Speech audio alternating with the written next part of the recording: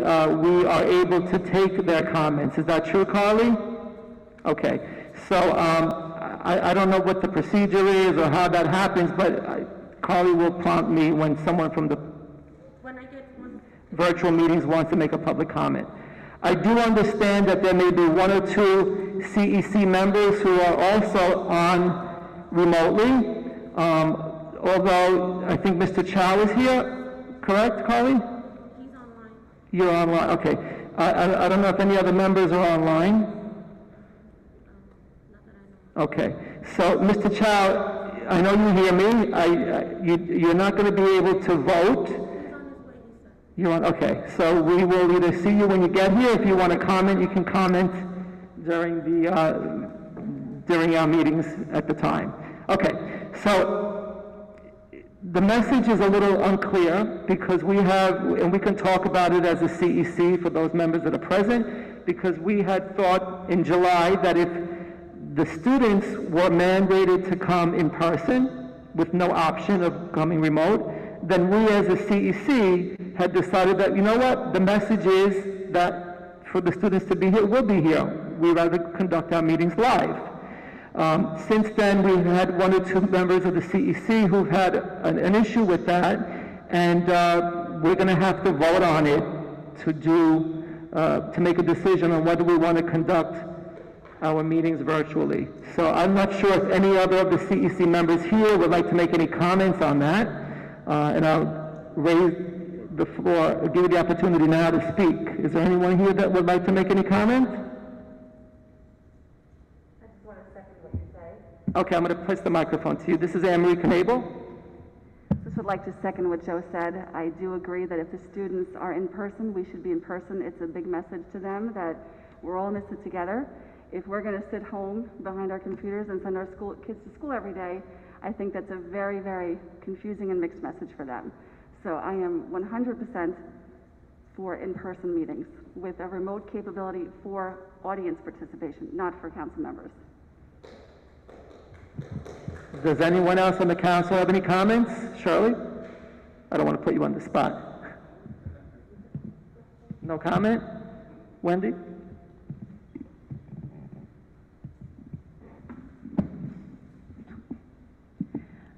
Good evening, everyone. I do also agree with Anne-Marie and Joe.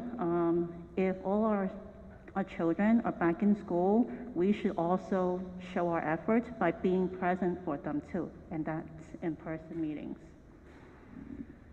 Okay, always used to an argument. I want to give you the flip side of what we just commented on, but I could tell you that I spoke to the president of CEC for District 26, and they have in fact opted to do 100% remote. And the reason behind that was they felt that they had a greater audience participation on the remote platform. They knew that a lot more parents signed on and attended the meetings remotely, and they felt that if they continue to do that, because they're permitted to do so, that they'll continue to have more of a presence at their meetings. We do have a number of parents here. I didn't do a head count, but we're definitely more than 10, 15 in our audience. So I just want to put it out there that that's one of the considerations for us to acknowledge. What I may do is call a special meeting virtually amongst the CEC members so we can actually take a vote and decide whether or not we will opt to do 100% virtual or 100% live or a hybrid, the way we're doing it now. Okay, so I think we're going to have to call that on a vote, and I think the best way of doing that, considering the attendance here this evening, is to do it by special meeting virtually. So that's something I'll consider and call in the next couple of days, if you don't mind, okay? Wonderful. Other than that, we have a busy calendar year, and I know we had wanted district planning to come to our meeting. I think, is it district planning? Yeah. I was in touch with somebody from district planning, and we're trying to coordinate for district planning to come to our next CEC meeting, so we understand what the state of our district is, and I'm more concerned about the necessity for additional schools in our district and the limited space for our students. So that's something to look forward to, and we also have to do, according to our bylaws, a meeting for special education, which must be conducted, the first 2 meetings during the calendar year, the first one to be conducted before November. So these are things we need to address at the next meeting or so. I'm going to take on new business after our presentation, so if anyone else has new business, we'll take it at that point. I'm going to pass to you now the microphone to our Superintendent, Danielle Domingo, for her report, and then we can get into the state of the district. Thank you. Thank you, Joe. Good evening, everyone. And I am excited for all of us to be here tonight as we are here together for the opening of school. We're really excited for homecoming, and we had an amazing week.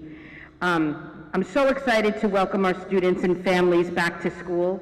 This has been a wonderful week for me. I had an opportunity to participate in amazing welcome back kindergarten parade at PS 32. I don't know if you guys saw that on Twitter. To dance with our 5th graders today at PS 165, to hang out with our middle schoolers during lunch at IS 250, and to walk the chalk walk parade designed by the PTA of PS 130.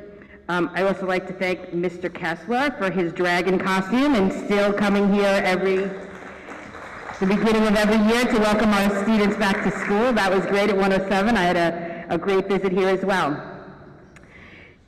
I'm also really excited to announce that we successfully opened our 3K programs in District 25 in our pre-K centers and across some of our schools. So now we have some of our youngest learners, and we're excited to welcome them here.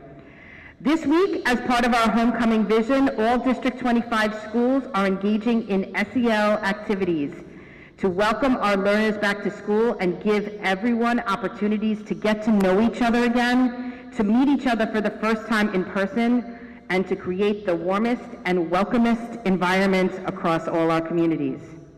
Our building leaders, teachers, and staff have also worked hard to create safe environments for our students at school, and I want to thank them all for that tremendous job.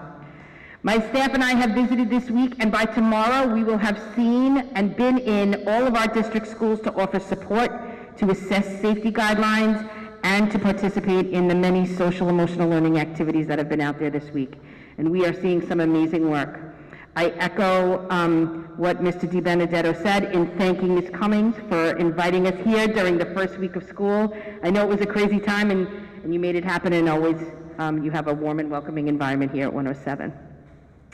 Some other safety and health guidelines that I would like to announce to our community about our schools and mandates that are happening across the city. So in terms of health screenings, we know that health screeners were down, and it caused some lines in getting in school the first day, but once again, because we have systems in place for health and safety, we were able to manage getting all of our students into school following the health and safety guidelines. Every student, staff member, and visitor must complete the health screening form prior to entering the school building each day. If a student or staff member is feeling ill, they must stay home and get tested, which is an effective way of protecting our entire school community. Face coverings and PPEs. All students and staff visitors must wear a face covering anywhere on school property, indoors and outdoors, regardless of vaccination status, unless they have a medical exception. Every school will have a supply of masks on hand for children and adults. All students and staff must wear face coverings when riding on school buses. Vaccinations. All DOE employees, including school-based staff, will be required to be vaccinated. DOE employees will be required to provide proof that they have received at least one dose of the COVID vaccination by September 27th, 2021, unless they have a medical exception. We also strongly encourage vaccination for all students 12 and older. School visitor policy.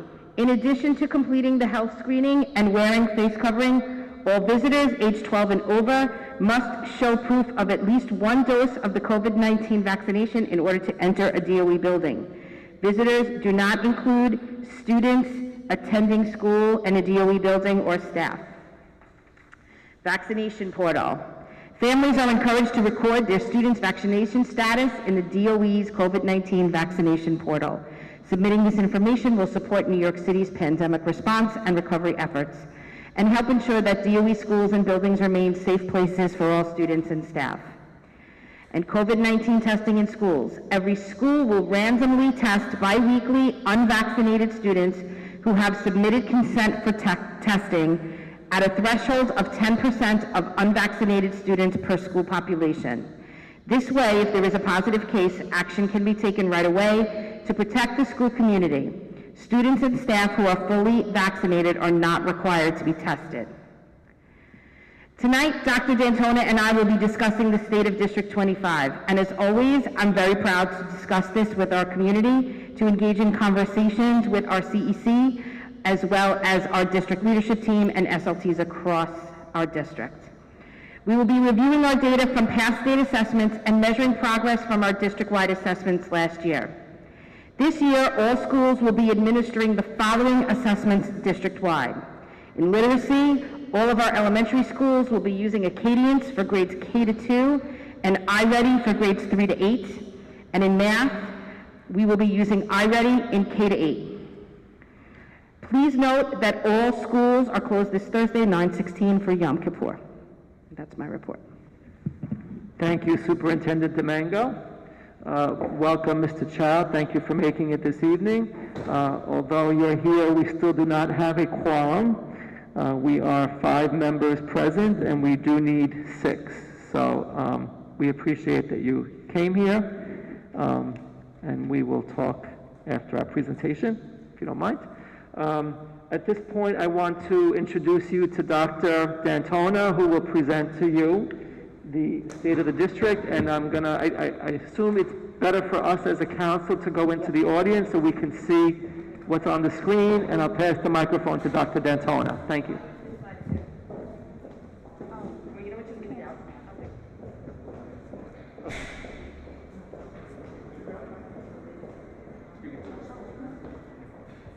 Take that.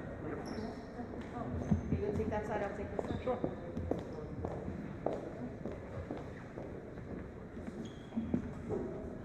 Can I take it? It's going to be our comedy show. Dr. Mike. Yes, Mr. Mango, here we go. I have the mic, Mr. Mango. You have the mic, Mike. Good evening, everyone. Good evening. Those of you present and those of you on Zoom, I know you can't see me, but I'm saying hello to you.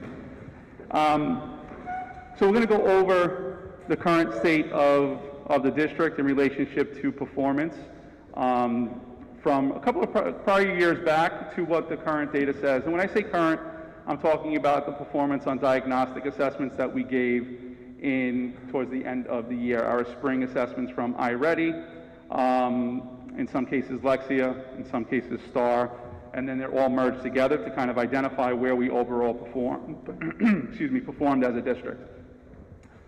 Carly, can you put it in presentation mode?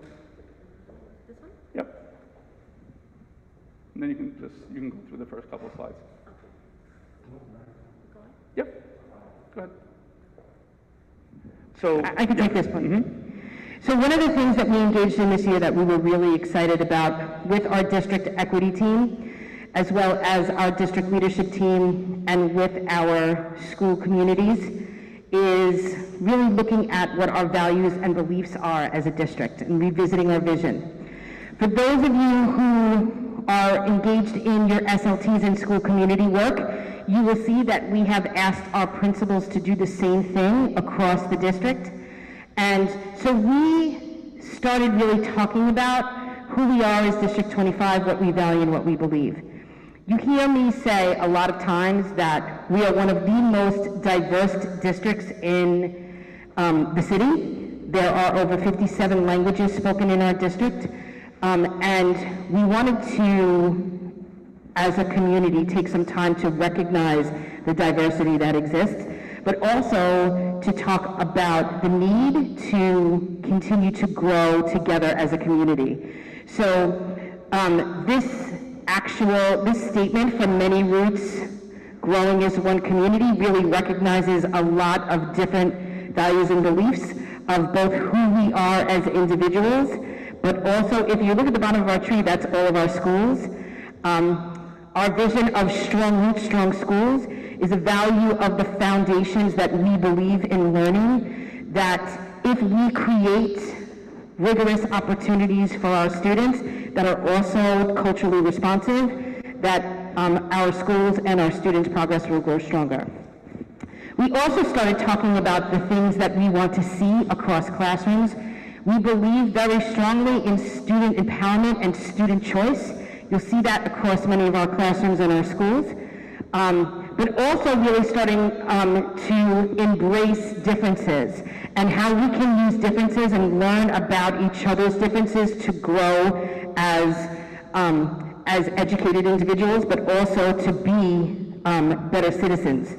And then about providing equitable access and opportunities for all, and that means all. So really offering high-level courses, continuing to offer our Regents readiness courses as well as our Regents courses, which we do have across our middle schools in math, science, social studies, but making sure that we have a true understanding of who our students are, what their capabilities are, and making sure that if they are ready to take these classes, that we are providing opportunities for them to do so. So over the past 2 years, we have increased access of our students to take Regents by over 700 students.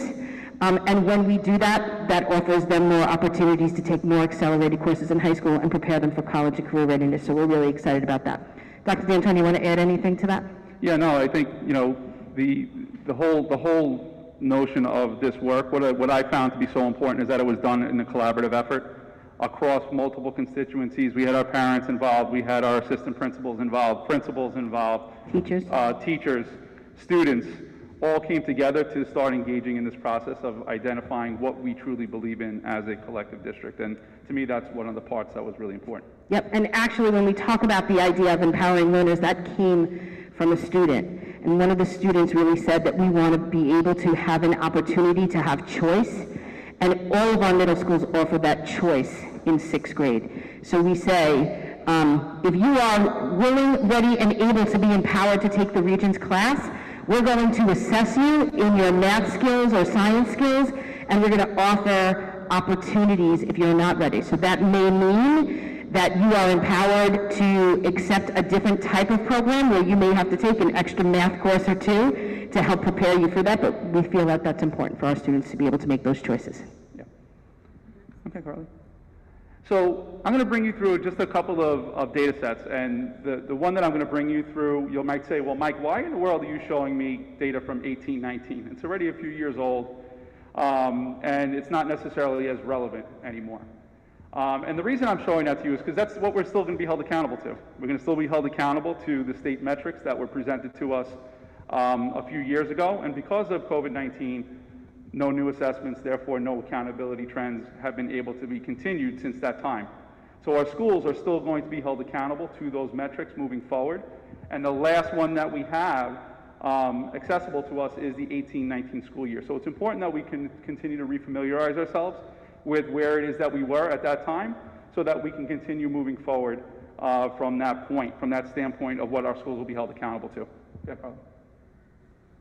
Go ahead, one more. I just kind of talked through that. So ESSA is Every Student Succeeds Act, took over the No Child Left Behind Act. And basically what it does under federal law, it organizes subgroups and puts them into categories of a level, from levels 1 through 4 in a various number of categories, which we're going to go through right now. First and foremost is performance. They look at performance levels across each of our schools. And then every school is ranked against performance across New York State. And then accordingly, they will rank schools in that order: top 25%, level 4, 50 to 75%, level 3, from 10% to 50%, level 2, and then the lowest 10% in the state receive a level 1 ranking. And that's for performance. They do similar things for growth. They will do similar things for chronic absenteeism. They'll do similar things for English language learner progress. And then they will do a progress measure for English language art performance and mathematics. So I'll talk a little bit about those in a moment. And then at the end, I'll share with you a little bit about how our kids performed as a collective district on the diagnostic assessments this past May, to give you a little bit of context as to where we currently are. So this first, Carly, could you go back one? Okay, yeah, I got all that. One more. So this chart here is a representation of the total number of subgroups that are in District 25. Now, you might look at that, well, Mike, you only have 34 schools. This is representative also of the 6 to 12 schools. So it's a total of 37 schools that this data represents. And bear in mind that every school has multiple subgroups. So it is referenced in terms of an all subgroup population, the Asian population, Black, economically disadvantaged, L, Hispanic, multiracial, Native American, students with disabilities, and white. So there are children that can actually be in multiple subgroups. You know, you can be a student that is in the all students population. You can be Asian. You can be economically disadvantaged. You can be an L. You can be a student with disabilities. And you would be a student that's in all of those subgroups. So that's how the state kind of organizes information and then hence holds schools accountable by it. So in terms of performance, as a district, you'll notice that the vast majority of our schools perform, in terms of subgroups, perform at that level 3 and 4 area. We do not have any schools in District 25 in terms of performance that were at a level 1. We do have schools that did perform at a level 2 in terms of performance, and this takes into account ELA scores, math scores, science scores. The two subgroups that had the largest number of level 1 and 2 subgroups is our Black and Hispanic populations. Okay, Carly? Another measurement is growth. So the state will take student performance and they will compare it against similar students from previous years. Take an individual student that's performing at this particular grade, so grade 4, for example, and they will compare that child's progress to students that are similar to them across years. They will take that information, they will organize it, and then they will rank performance, the growth from each of our schools. So can I just highlight something that I think is really important? So for many of you who have been here in years past, you know that we have spent a significant amount of years writing our goals that focus on our English language learners. And many of our schools have been trained and our teachers have been supported in the design of curriculum and units of study that do support our students that speak languages other than English. So if we look at the number of students, the number of schools that represent level 4, we're very proud of that work because that shows growth in our focus and our goals across the year. What you're going to see here tonight, what I think is really important, is that Dr. D'Antona and I are always honest with each other, with our communities, with our principals around where we think they need to go. We're not hiding any data. You're going to see some subgroups that we're going to need to do some work with and for in supporting both students and staff in meeting their needs, and you're going to hear that and see that reflected in our goals tonight. Yeah, thank you, Mr. Mango. And similarly to the overall performance information, vast majority of our schools do perform at that level 3 and 4 range in terms of making that growth over time comparatively to other students that are similar. The 3 subgroups that had the greatest number of students at subgroups at level 1 and 2 are our Black, Hispanic, and students with disability subgroup. Okay, Carly. Excuse me.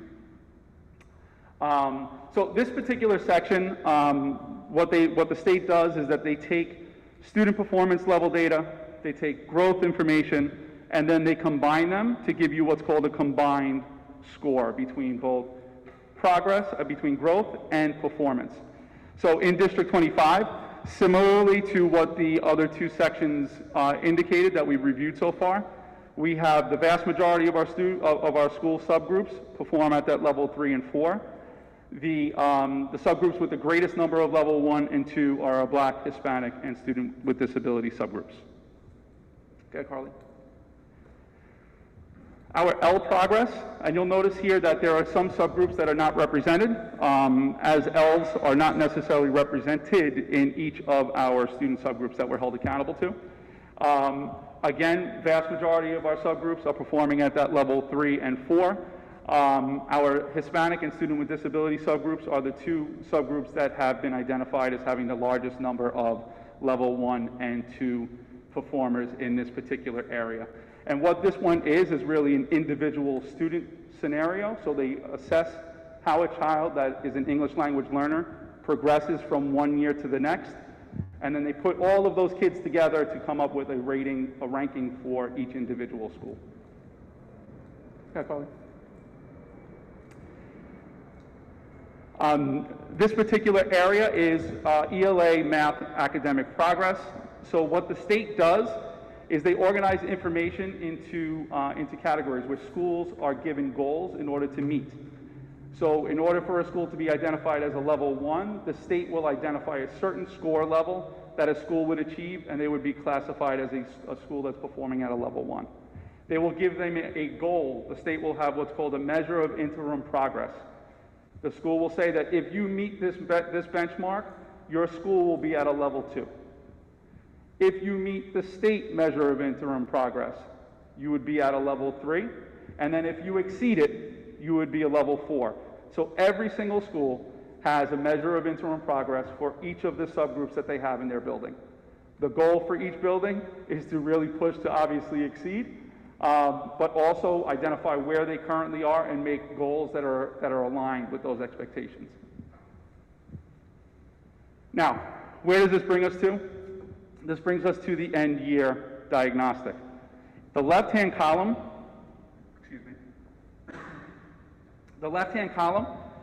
you'll see state assessment scores for District 25 and 18-19. Our all students population, the overall performance of students that were at level 3 and 4 was at 60%. 68.3% for our Asian community, 46% for our Hispanic, 61.3% for our white population, 40% for our Black population, 67% for our multiracial students, 21% for our students with disabilities, and 15% for our Ls. The middle column is how our students performed overall on the latest assessment in May. You're going to notice that there is a disparity there comparatively to how we performed in general on our New York State assessments, and not in the positive in many cases. Now, there are a few things here that are important for us to just bear in mind. The assessments that our kids took based on the diagnostic results. Diagnostic assessments put children in a range of 1 to 5. The New York State assessment is a level 1 to 4. So the benchmarks here, any children that were in the level 4 and 5 range on the diagnostic assessments would be deemed children that are currently on or above grade level. Children at that level 3 range were just below grade level, and then children at level 2 and 1 are further below that. So here's a couple of things that you're going to see, and I know that there's been a lot of discussion in regards to what we call learning lags, right, or learning gaps that have happened over the pandemic. The good thing is that as a district, we really have a clear understanding of individual students, of schools, and broken down by class, by subgroup, and we are able to support our schools in setting their goals and meeting the needs of students based on what this data says aligned to learning lags. Now, you can't completely compare, and correct me if I'm wrong, the 2018-19 state assessments and the assessments that we gave across this year during the pandemic. But what we think is really important is that we're making this comparison so our schools can engage in conversations about where students were and where we're going and how we can start targeting instruction to meet the needs of all students, right? So our students who have learning gaps and learning lags, the expectation is that we target them, and our students that do not, the expectation is that we accelerate them. Yeah, so you'll hear me talk about often the idea of current reality. This is where we are. This data represents lots of variables. There are lots of things in here that were different from the past. We had children maybe taking an assessment at home. We had children taking an assessment in school. We had children taking an assessment on technology for the first time. So there are lots of things that play a role in terms of the overall performance, but it gives us a snapshot of information to start asking other questions at the school level and at the district level. So for us, we know that there is more things that we need to do, particularly connected to the subgroups that we not only identified in the state assessment of and accountability data from that we just viewed, but also we're noticing similar characteristics in the data that we're seeing from the diagnostic assessment that was given in May. Which are both aligned to the standards. Yeah. Right? So although the tests are different, they are measuring standards. So if you see, for example, for our white students, a 10% drop, it is the work that our schools are going to do to see what exactly were the standards that those students were weak in, and where do they live within our curricular units, and then how do teachers plan to target those needs when you get to a unit of study where, let's just say, Danielle doesn't understand a certain standard, so we make sure that we're addressing that. Yeah. Carly? Similarly for mathematics, we saw similar trends in mathematics for this past school year. Percent decline was pretty consistent amongst the number of the subgroups when we look at it from the 18-19 assessment to what we saw in May. Now, the biggest difference with the math assessment in particular is a big focus on the priority learning standards that there was an expectation that we really paid attention to make sure that our kids were as prepared as possible for our elementary schools for the next grade level, certainly our middle schoolers for high school preparation. So there were certain things that were not necessarily covered as much as they would be during a school year, but the assessment still covered it, and I'll talk about that in just a moment. Carly, can you go one more? One more. So the math assessment in particular, the two areas that are highlighted in yellow came up consistently in both the MAP assessment and in iReady. Those are the two that we use for mathematics.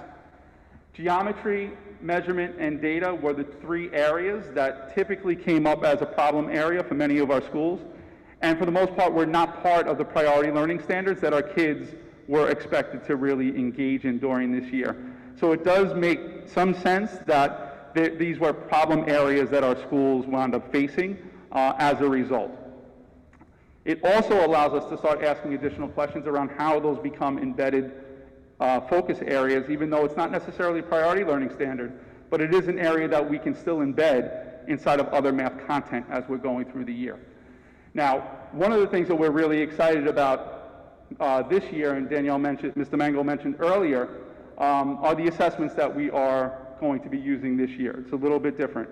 Last year we had multiple assessments that were being used. This year all schools are using K-8 iReady assessment in mathematics to give us a clear picture across each of our district schools using the same exact measurement. Carly, you can go back one? Nope. Nope. The other way. There you go. In reading, we saw we used two different assessments primarily, MAP and iReady.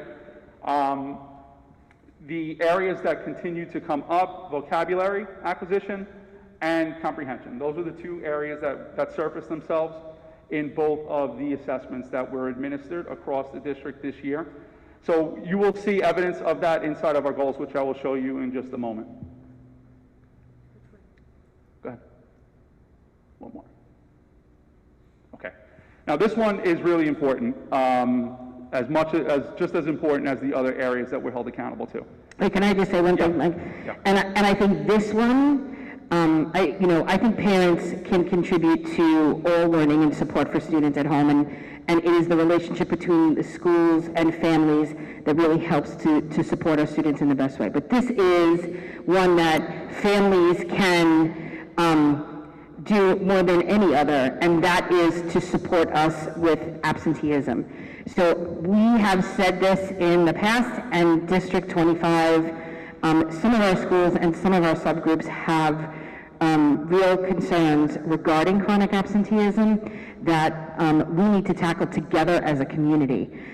So we're going to talk about our ESSA data, meaning our state data, and how there are some categories that we are very, very close to being targeted by the state. But then also we want families to see a comparison of student outcomes and student success that we put together with our own students in District 25 in comparison with chronic absenteeism. So this is a really important one for us. Yeah, and for the district, it's something that we've been working on. Some of you may have heard about case teams that our schools have, and case teams are really focused on ensuring that children that are consistently absent are routinely being connected with from the school. So for those of you who don't know, every single school in our district has what's called a case team. So it's culture, attendance, and social emotional learning.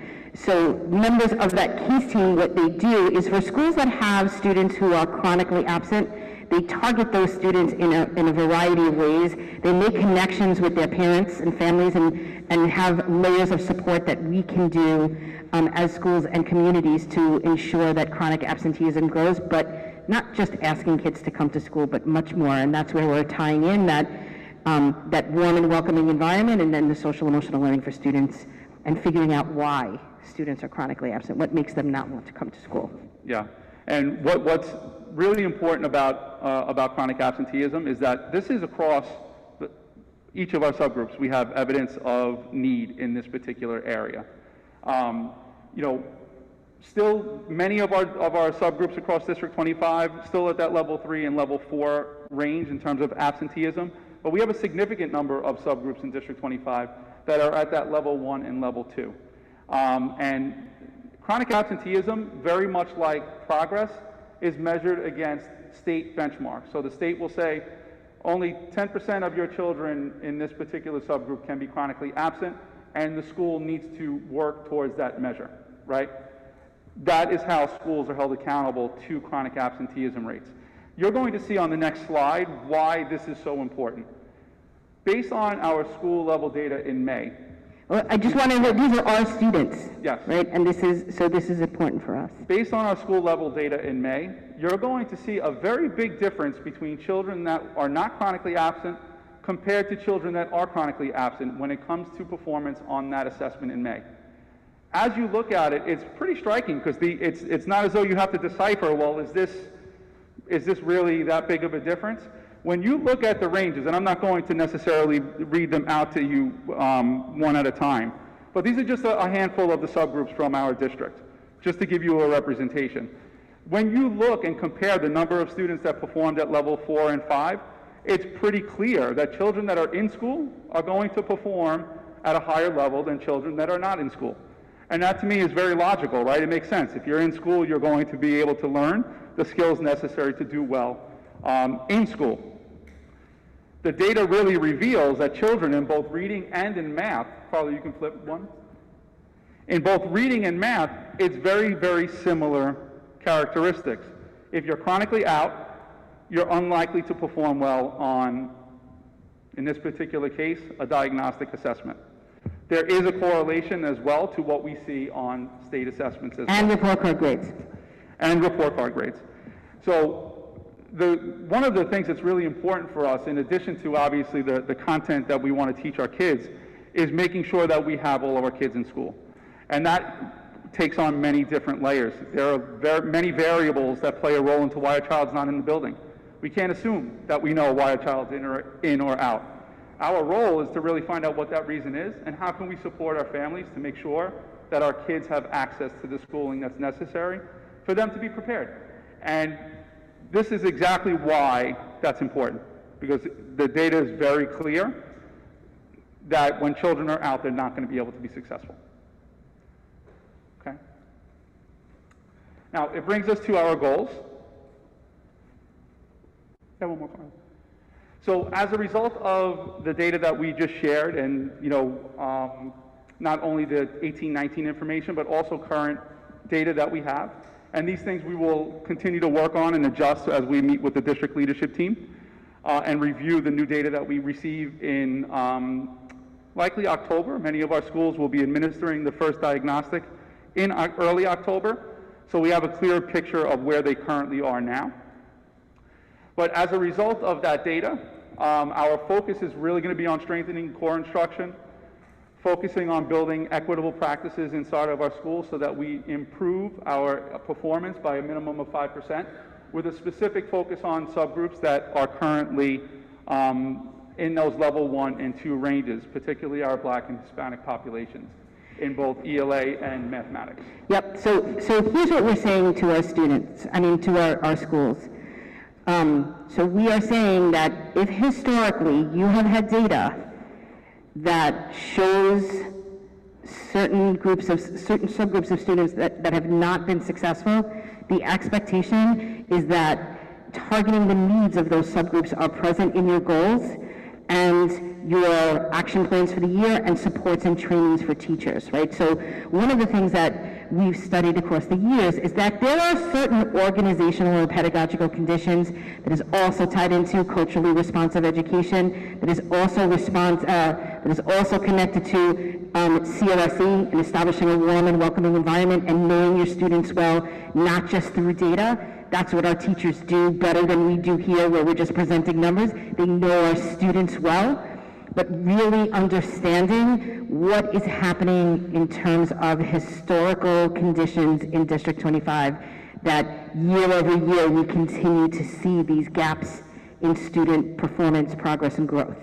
So our expectation this year, and you'll see this embedded across our goals, is that when we go into schools and we're looking at school-wide data, that principals and school communities are going to have to talk about how we are targeting that, but at the same time, when we're focused on the instructional core and strengthening the instructional core, that is the relationship between teachers and students and content, right? And that means not just knowing students well and targeting our struggling learners, but also maintaining and continuing accelerations.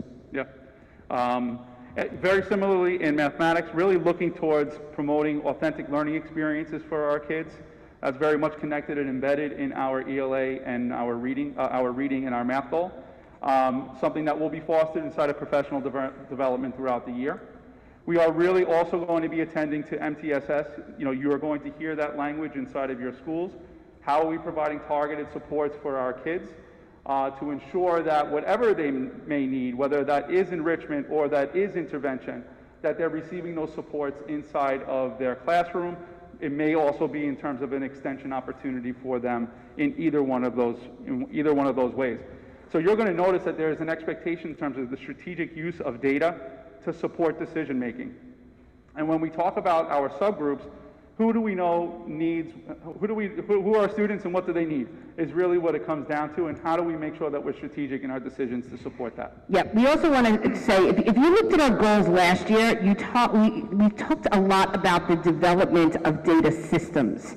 So how are schools organized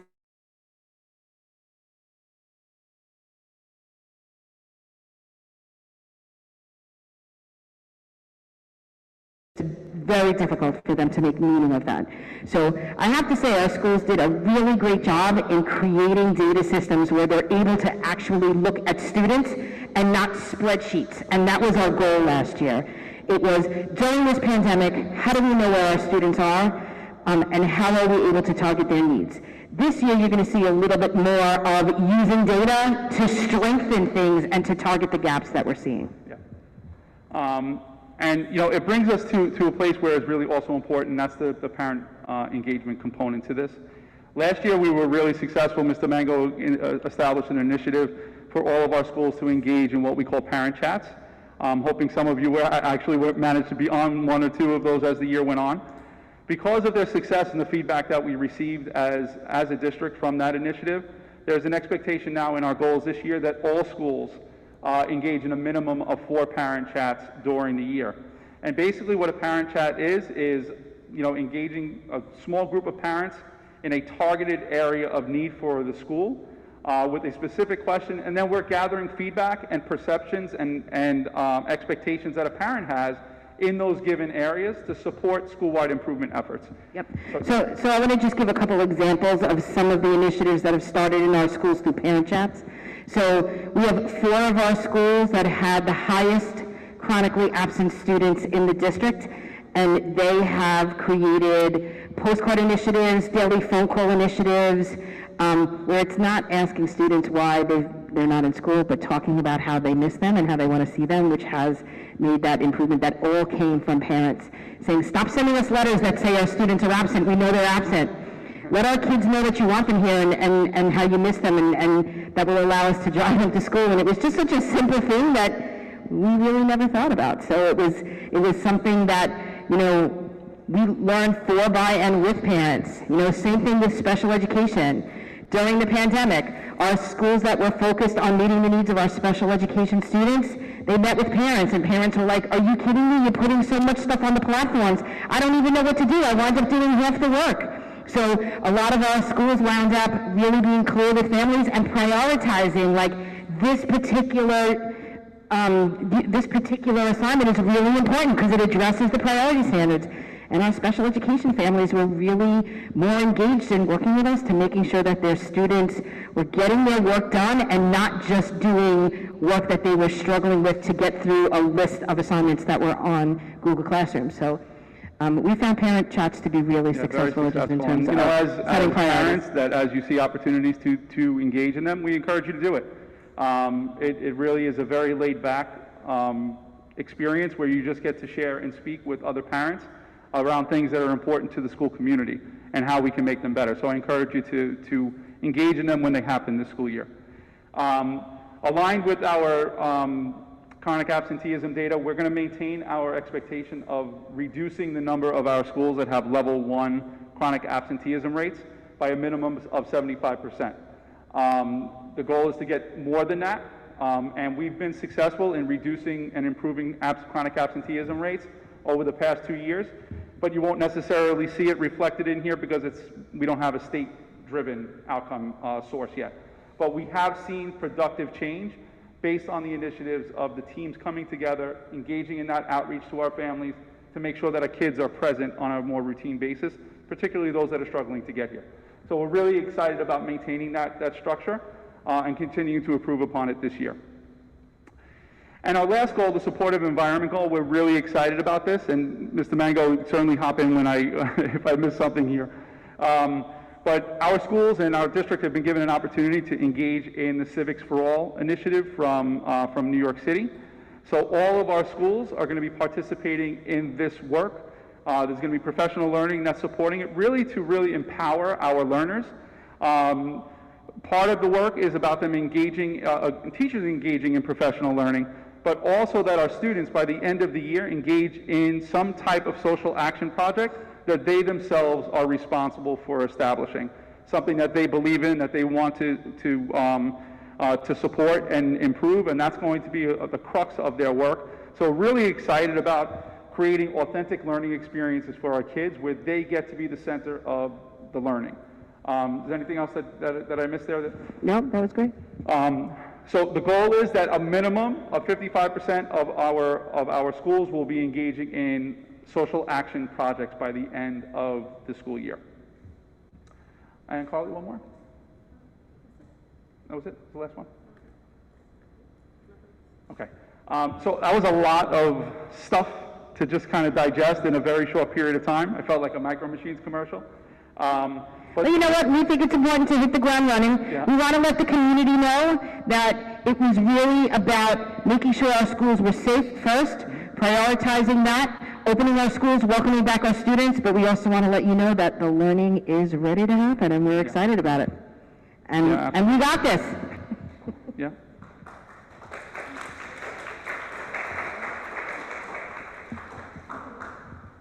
Okay. Questions? Yeah, questions? Yeah. Sure. Right, so those numbers that you showed for the data, they add up to... Thank you. I'm sorry I was late. I went to the wrong place. But anyway, hopefully it's the first time and the last time. At any rate, the numbers you showed for math and English, each row add up to anywhere from 30 to 37. What do they represent, individual students or schools? They represent schools. Okay. Subgroups within a school. All right, right, that makes sense. I just want to make another comment. When you look at the assessment given by iReady, the geometry and statistics numbers were low. You got to be very careful because sometimes they ask 5 questions, and the reason why the kids can't answer the question correctly is not because of the math concept, it's because of the language. They don't understand it. They don't even know what they're asking. You also have to be careful when you compare iReady with state assessment because state assessments are standardized tests. I'm not sure if iReady's are. You got to be very careful. It gives you some measure, but you got to be very careful. So you are a teacher who has looked at different levels of data to get to know your students well, and I love that. You've just modeled that. You are also very brave. I used to write my CEPs. I have a problem increasing 2% because I was a 91 already. We are brave. So yeah, so what you're saying is 100% accurate. They are not apples to apples. But what they do is give you a snapshot of information as to where you currently are. Current reality is super important. Where are we now based on the measure that we're using to see where kids are? So we don't have state assessments that are being administered throughout the year, but we have diagnostics that tell us where our kids currently are based on that particular metric. That does connect with standards, and that's really the important part. And Joseph, I think that's important what you're saying is that 100%. so we're offering this data to our schools, and then the ask is that the teachers do what you're doing, right? So you have your content knowledge to say, you know, this could be one of the reasons why students scored this way. That's where we're getting our inquiry work done, right? And our equity visits that we're going to do done, right? So it really, this year, we're saying if we have the data systems and we create opportunities for our teachers to really engage in that work, then you may get situations like that where a teacher will say, hey, guess what? Danielle really does understand geometry. She didn't understand the question, right? Because she had a language acquisition issue. So that's really the work that we're targeting this year. I'm glad you picked that up. What did it actually tell us, and what else do we need to know? Really important. Any other questions? I don't know if this is going to reach, Joe. So I just had a question regarding the issue of the chronic absenteeism, which is a problem, right? So what are the effects of the current situation, the pandemic, coming back to schools? Are there excusable absences? What happens if children are, there's class closures? I mean, is that accounted for, or is there any consideration for that? Because from what I understand, only like 70% of the kids went back. I'm not sure if that's even true in the city. I'm not sure the numbers in our district. So I think that's a great question. I think the important thing to know is the data, chronic absenteeism data that we're talking about is pre-pandemic. Yeah. Right? So there were opportunities, and schools in District 25 did a great job, because I think I was crazy, right, Lori? About making sure that you knew where students were. Right, so students had opportunities to log into classes and were marked present because of that. So that didn't necessarily affect the chronic absenteeism data. We want to get behind that chronic absenteeism data because it was happening before, and we do know, and the reason why we're calling them case teams that deal with social emotional learning is we don't want those students, and we do know as adults, right? When I first entered a community, and we said this even about teachers returning to schools, right? You may have gone out and done things like the supermarket and shopping, but when you go back to a place that has so many people, for our staff and students, we want to be able to support them to make sure that it's not going to cause chronic absenteeism, right? To make sure that there's, that students and staff feel safe and they're able to transition back to school. Does that answer your question? Yes. Okay. All right. So thank you. Oh, is there a question? Brooke, you have a question?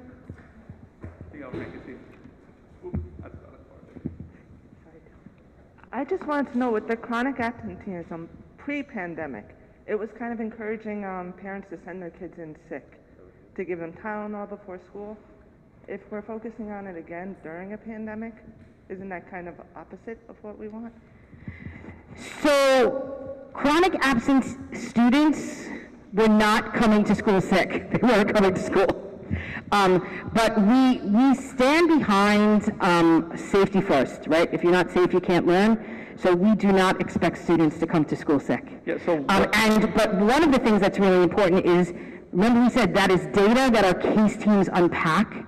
So If we go to a school and our case team says, look, we've had a couple of classroom closures, kids are not coming in because, they've been sick, that's something the case team would tell us about the data. So even if we do show up on the chronic absenteeism list, at least we're behind that and we understand it, right? And it's not necessarily because students aren't coming to school and are having gaps in learning. It's because of the situation you're discussing. Yeah, and something I neglected to mention is chronic absenteeism means that children are out 10% or more of the school year, which amounts to 18 school days during the year. So children that are in that particular category are children that are out more than 18 days. Which is less than 2 times a month, and a lot of times parents don't understand that, right? So I can't tell you, if I let my kids stay home, every time they told me they wanted to stay home, they'd be home 4 or 5 times a month.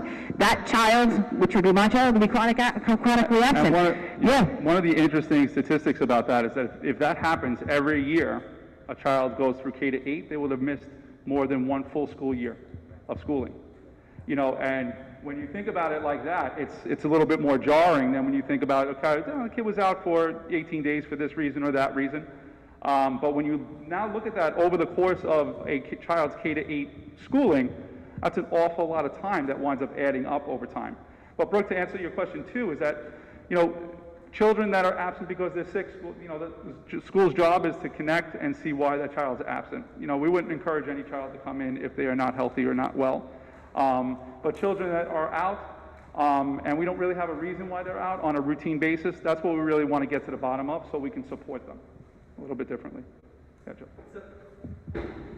Yeah, I just wanted to stress, because I know, and a lot of parents don't know, that if your student is out twice a month, that could be chronic absenteeism. It doesn't seem like it, but it is. So a lot of parents don't realize that, and I think just knowing that may make a difference, right? So that's what I wanted to stress. Thanks, Joe. And super impactful in the early childhood grades. When children are chronically out in K1 and 2, it significantly impacts their ability to be reading on grade level by the time they reach 3rd grade. So there's many correlations between children being in school and how they perform over time. Okay. Any other questions? Well, thank you, everyone. Thank you, everyone. Thanks, guys. Thank you, everyone. Any moment I get to chat about data, I'm excited. Sad for me, I think.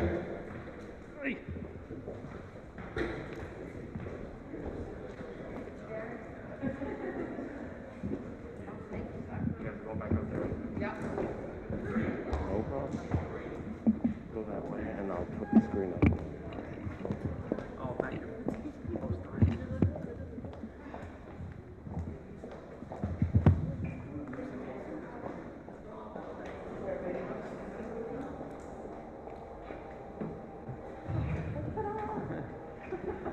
So thank you, Dr. D'Antona and Superintendent Domingo. Always fascinated at your presentations, and it's a lot of work, and we really appreciate that. So thanks for presenting that to the community.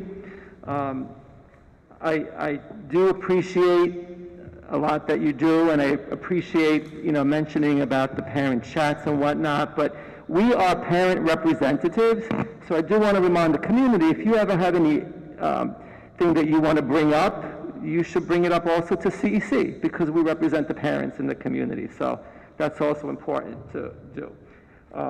So thank you again.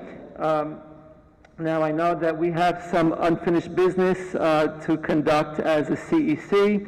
Mr. Chow, you are the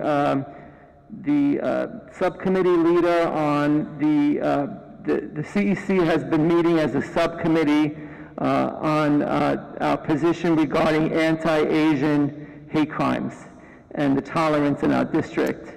And we had a subcommittee formed, and the subcommittee had met in the past 2 weeks or so, and you as the chair on my anniversary exactly. So I stayed for an hour and I had to leave, but as you are the chair of the subcommittee, I'm going to ask for you to report back to us at this time.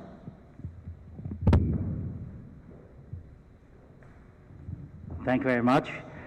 We met, I was given the task of getting some numbers to support why the resolution is important.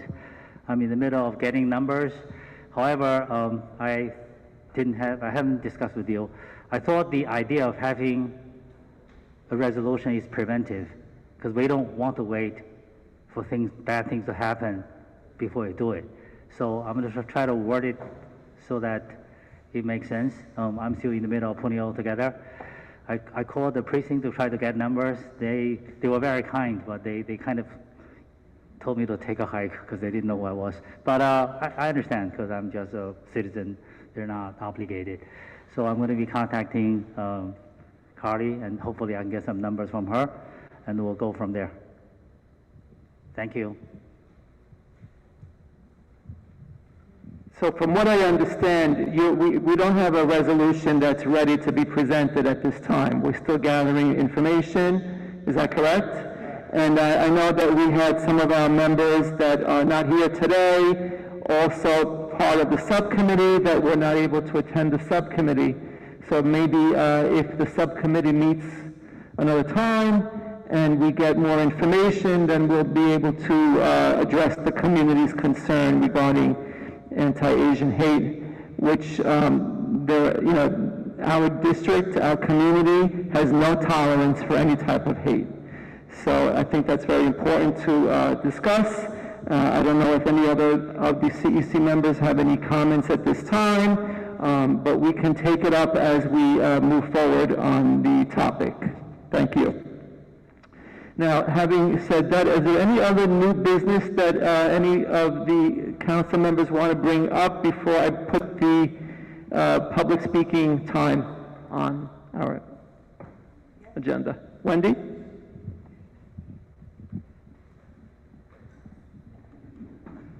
Thank you, Joe.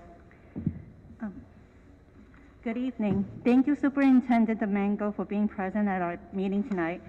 Thank you, Principal Lori, for hosting tonight's meeting. Thank you, Dr. Detona, for the presentation.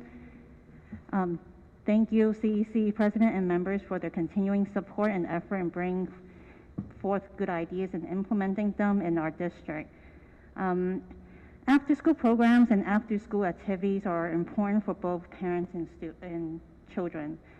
They can help children improve on what they've learned or currently learn, or close the learning gaps. Through these programs, children can explore new activities, topics, subjects, interests that are not provided or available to them during a normal school day. At the same time as our economy is slowly opening up and the federal unemployment benefits ceased in early September, it is crucial now more than ever that parents go back to work. Our district is very unique in that it's very diverse with many ethnicities, but no matter what ethnic we are, most of us are low to middle income families. Thus, it is typical that both parents work in a household. Not many families are fortunate to have someone available to pick up their children at dismissal. So these parents need additional help for those extra few hours before their workday ends.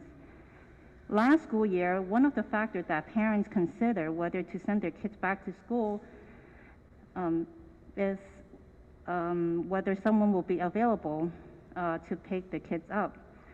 Now, Department of Education does have an after-school program called Compass NYC, which comprises of more than 900 programs from grades kindergarten to grade 12 throughout the city.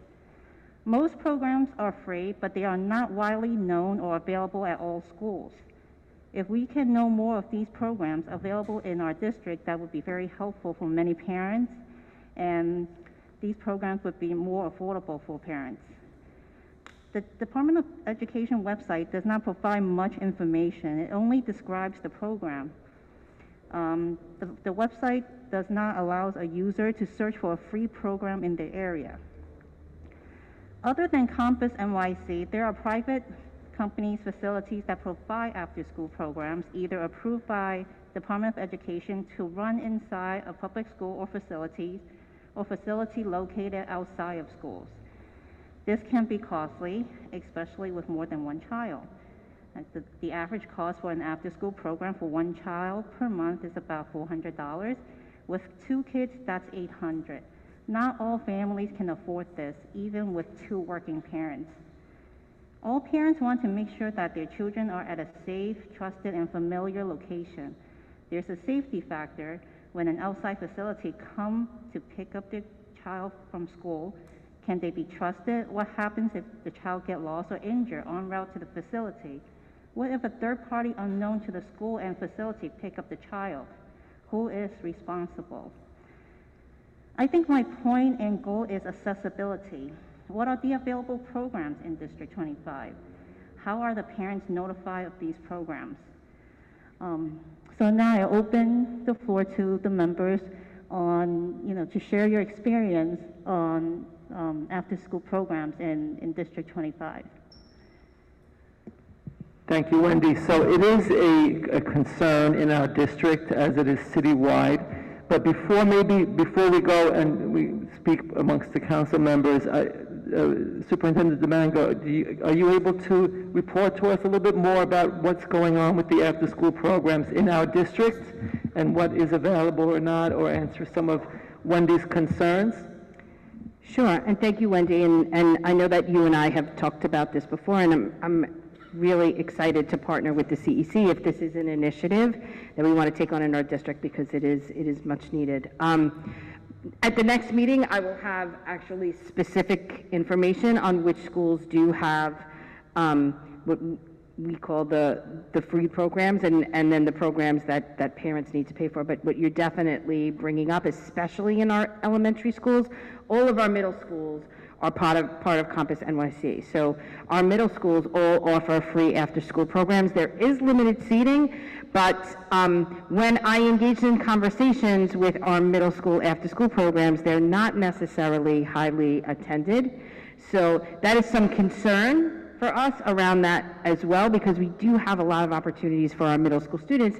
Instead of being outside while their parents are working, they could be inside really taking advantage of some of these programs. But elementary schools is a place where families have often spoken with me. I know that at certain schools they've addressed the chancellor just around how District 25 can have more access to these free programs, because we can get as many paid programs out there, but they're still very costly. So what do grants look like? How can we get opportunities?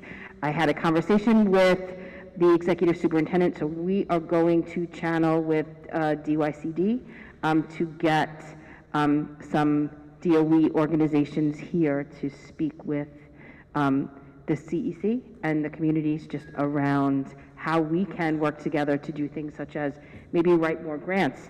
And if people know that District 25 CEC is looking for that, like, they'll be on their minds when these opportunities come up. So I do want to thank you for that, and I'm really excited to partner with you guys on that. So I'm going to start and then I'll pass it on, but I want to agree with Wendy here, because after-school programs, there is definitely a need in our community. We appreciate that all the middle schools have it, but I think the need really is in the elementary school level, because the students are much younger. So I have a middle school student, and I feel that she can manage without an after-school program because she's older. But most of the parents in our district, they're working parents, and they don't have access to these free programs that I believe are across the city, but not in our district. So I'm 100% supportive of looking into and learning about these after-school programs, and hopefully, drawing the attention to our district and trying to get some type of program, for a free program for the families. Anybody else want to comment?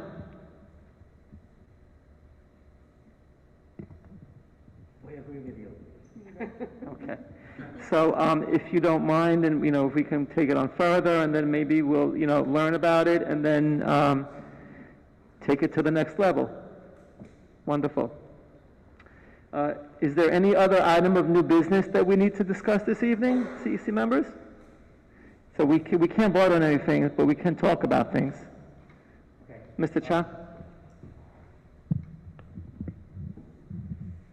Because I went to the wrong building, I had to be in the Zoom meeting, and I texted someone telling her I would be here, but I guess she was too busy.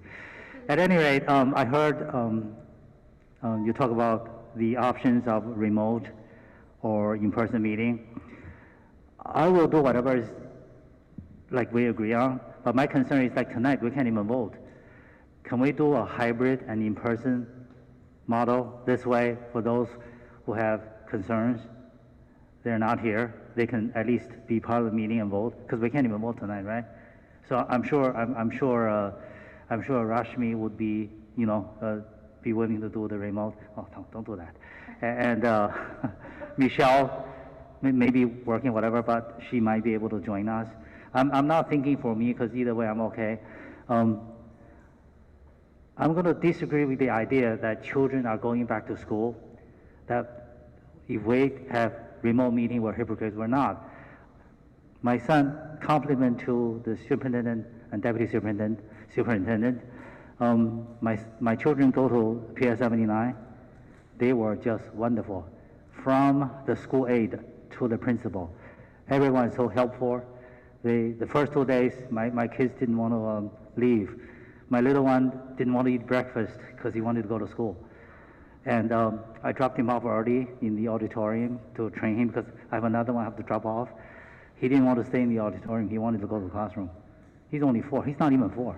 So great job. So at any rate, they don't have a choice. My older one goes to Townsend Harris. They have a remote option if they have to quarantine. So the remote option is there. There's also a core of parents, most of whom are Republican, who don't want to send their kids to school. The adults they didn't get the vaccine. They're concerned that their children will bring it home, right? My son's in the room, I'm not complaining, a regular classroom with 18 little ones. With 17 little ones. They're sitting this close to each other. This is how my son wears his mask. Okay, so at any rate, am I concerned? Yes. I understand the majority of the parents don't have the option of staying home with their kids, but some parents want to. They don't work. They want to. So the idea that we're hypocrites is not true. The state didn't or has not given the children the option, which I understand. I mean, kids should be in school because learning knowledge is only one part of going to school.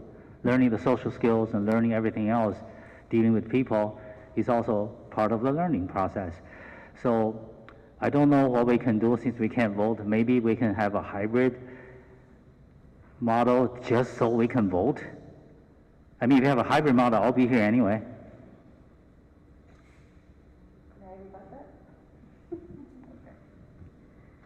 Not trying to be difficult. However, this meeting is once a month for 2 to 3 hours. We send our children to school for 40 hours a week, 4 weeks a month, 160 hours, 3 hours a month here in person. We're adults. I'm not wearing my mask like this. I'm wearing a mask like this. I know to wash my hands. I know not to get in anyone's face. I know the rules and the etiquette of COVID. We have an obligation that we accepted running for this position. And with that comes in-person meetings and school visits and community visits. If you're not able to do that or not willing to do that, then you need to step aside and let someone who will. If your morals or what you feel hold you to a certain standard, then fine, more power to you. However, community has to, we have to progress. We have to move on. We have to get back to the way we were before. And staying home is not the way to do it for 3 hours a month. So I strongly, strongly say we should be hybrid for the fact of participation. A larger audience, more parents can participate. That's welcomed and valued. However, the council members should be in person. Voting we should not go back on our standard to have voting easier because people want to stay home. They're not able to be full council members. And for that, I have to say I'm totally against having it be both just for the purpose of voting. Can I follow that? Of course. I totally agree with you. However, you now have a situation. You may, okay, so I know someone whose mother is 98 years old. If this person were to run, he'd be very concerned about his mother's well-being, because if he gets it, he'll live. His mother may not, right? I agree with you philosophically, but throughout my career, I'm one for the solution that works. If you don't have a hybrid model, you don't you don't know, like, for example, Rashmi is not here. She may have elderly parents. She may be in a situation where you're not supposed to ask, you don't know, right? I want everybody to have the opportunity to serve the best way they know how. You can stand on your principle about my kids in school 40 hours a week, right? It's fine, but right now we can't even vote. If we had the remote option, you don't know what's preventing people from coming. I'm for the solution. I mean, if District 26 voted for fully remote, I mean, according to your theory then, or principle then, none of them qualified to do the job because they're not willing to, meet in person, go to school visit. You have a job to do. Your job is to represent the parents, get solutions passed. And if you have a remote option or hybrid option, those of us who are not hypocrites can be here. Those who are can stay home. And our goal is to serve the community. The way it goes, if we don't go hybrid, we probably can't vote next time either, right? Because the people who are not here may or may not be here. I'm not here to argue with you, all right? I just want things to get done. Right, well, the solution to that is the people that don't want to be here in person step aside, and the people that will, so to speak. So I completely understand both positions, and maybe you are on your way coming here when I announced that I'm going to call for a special meeting, probably virtually, where the CEC members can take a vote, because this is something that we as a CEC, I cannot decide, Amory cannot decide, and you cannot. We're going to have to take it up for a vote and let the CEC take we can argue about it, and we're going to have to do a vote on it. But we have three options. We can either meet live and that's it. We can meet only virtually, remotely, or we can do a hybrid option. As of today, we voted on doing a semi-hybrid option, which was the CEC members have to be present, but we have access to the public for the remote meeting, to hear our meetings. So we'll have to take it up because the law was now extended. Before in July we were required to be in attendance, and now we have this extension through January. But again, it's something that we as a council have to vote on. I do want to make a point that those council members that are not here today are not even on remote. They're not even here remotely. So my understanding is Rashmi's not here, correct? Mr. I.M. is not here. Ms. Frederick's not here, and Ms. Altamirino's not here, right? So even if we go on the stance that they can attend remotely, they're not even in attendance. So, so that's why. The other issue I have is we still have vacancies on our CEC. We don't have the 2 borough president appointees. So this is a problem that I had anticipated back in January. If one of us, we've always had 6 present, but if one of us was absent, excusable, we can't conduct business, and that's the problem. So I'm going to publicly make another request that, through FACE, because our FACE representative is here, that, we really need our borough-appointed representatives to come on board. I mean, I know of at least 2 or 3 who have put their applications in, and I still don't understand why they have not been vetted. Or at least, if we're on and then we get vetted, then why can't they come on? So, that's, to me, not satisfactory. And again, that's interfering with the business of our Community Education Council, which affects the community, right? So these are valid concerns. I understand both of your positions. We can go back and forth all night long, but we'll have to take it up at our special meeting. The other thing is, and I understand, Mr. Chow, there are parents that are not vaccinated. So if they wanted to attend our meeting this evening, they wouldn't be able to be here, right? Because they will not be allowed access to the school. So that is a problem. But again, I'm not sure what the statistics are on the CEC, whether all CEC members are vaccinated or not, so we have to discuss that as well, right? So these are very important and critical issues, and it faces a lot of the families in our community. And the messages are mixed, but we will take it up at a special meeting, and we'll take it up and vote on it then, hopefully before our October meeting. Okay? So thank you both. Does anyone else have any comments at this time?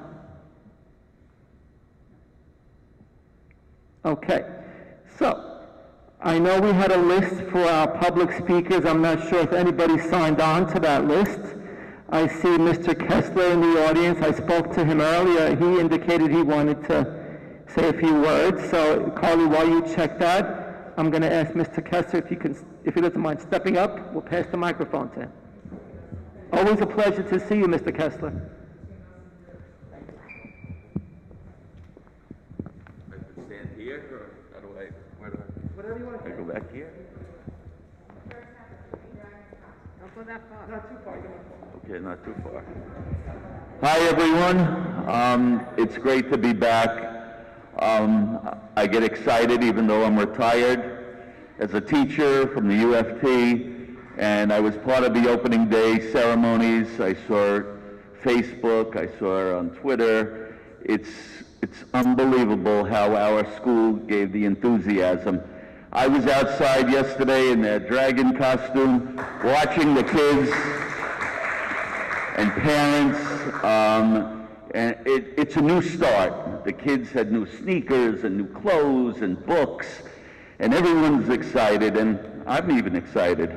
I did say that I would like to say a couple of things. Our district is the best, and we're led by two phenomenal people. I want to really say it again. I've worked with Danielle Domingo, and the continuity that she has in this district, she was originally from the district, she is top of the line, and with her deputy, Mike, with the data dives that he does, we are in a great place. This district, we may have taken a year or two off, but we are in a great place, and we're ready to kick off the ground, and I would do anything to support as well. So thank you for doing what you guys do.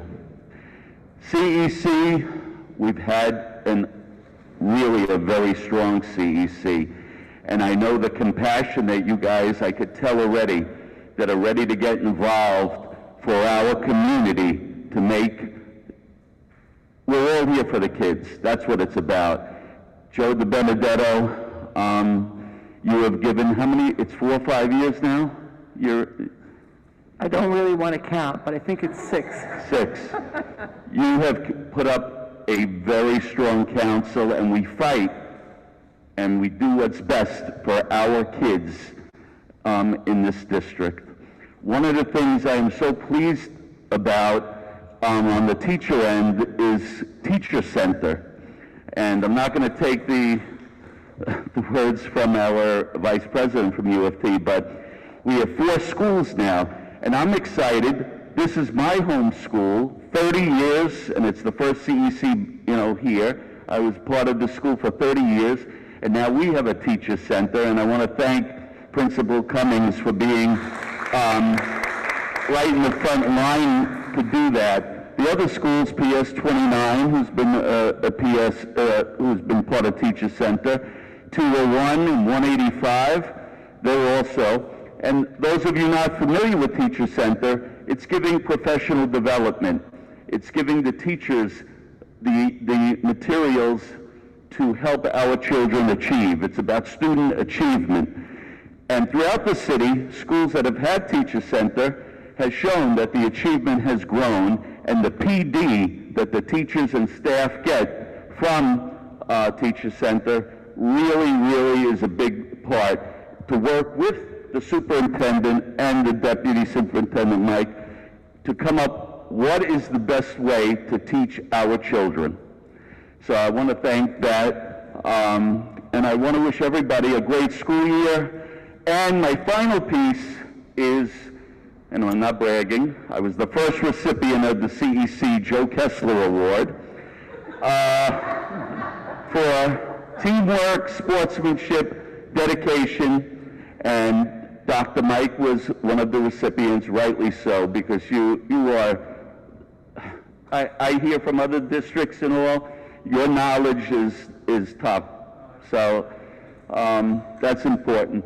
Last year I did it from a Zoom, and he has the emoji up there. I'm looking at him. Louis Latito is a liaison with the field support, and it's about your team, Danielle. Everybody in your office, from Esther to everyone else, makes it an unbelievable district, and that's why we're top district. So Louis, congratulations on receiving the award, the third recipient, and I'm looking forward, Joe, to doing anything you need for CEC, to do anything that, you know, suggestions with new schools, right, in our area. We're looking forward to that, hopefully, and I want to wish everyone a great school year. Parents are a big piece of this, because you were talking about after-school programs and things like, I'm all for this. This is, you know, this is what we need. It's all about our children. They only go through our system once, but we're never going to leave them behind. So thank you again. Thank you, Mr. Kessler. So I do want to comment that Mr. Kessler is in fact, the first recipient of the Joe Kessler Award, and yet he still continues to, and he's a retired UFT representative in our district, yet he continues to be involved in our district, and it's really appreciated. Our district is so special because we really work well with the district office, our teachers, the UFT. I mean, we have the vice president of the UFT sitting here in our audience, Mary Vaccaro. Welcome, and thank you for joining us. We have a very strong group of representatives, and you know, we definitely are supportive of our students, our number one concern, and I hope that we can make strides and, you know, continue to be one of the best districts in the city, right? So thank you for your words, Mr. Kessler, and you're always welcome here. Next we have Evan Rabin. Rabin, I'm sorry, Evan. You can grab the microphone. Hello, everyone. My name is Evan Rabin. I'm a national chess master and owner of Premier Chess. We currently serve 80-plus schools throughout the city. We're a DOE vendor. We've actually worked with PS 169 in the district, and would love to be, you know, in every school. We actually do a lot of curriculum classes, professional development for teachers, of course, a lot of after-school programs, which is, you know, clearly a big focus. A lot of electives. So yeah, we currently serve, you know, 80 schools, and no two contracts are the same. So you know, everything is, you know, very customizable. For instance, at PS 169, you know, we were doing a 90-minute elective, I think Friday mornings. But yeah, we do a lot of different things. So yeah, definitely be in touch. I do have some cards here, and look forward to partnering with a lot more schools in the district. Thank you, Evan, and thank you for joining us. And you're going to leave your cards up front, right? Okay, perfect. Next, we have Emmeline Santiago. Welcome, Ms. Santiago. Hi, my name is Emmeline, and I'm very excited to be a part of this meeting and to host the CEC at our school, PS 107.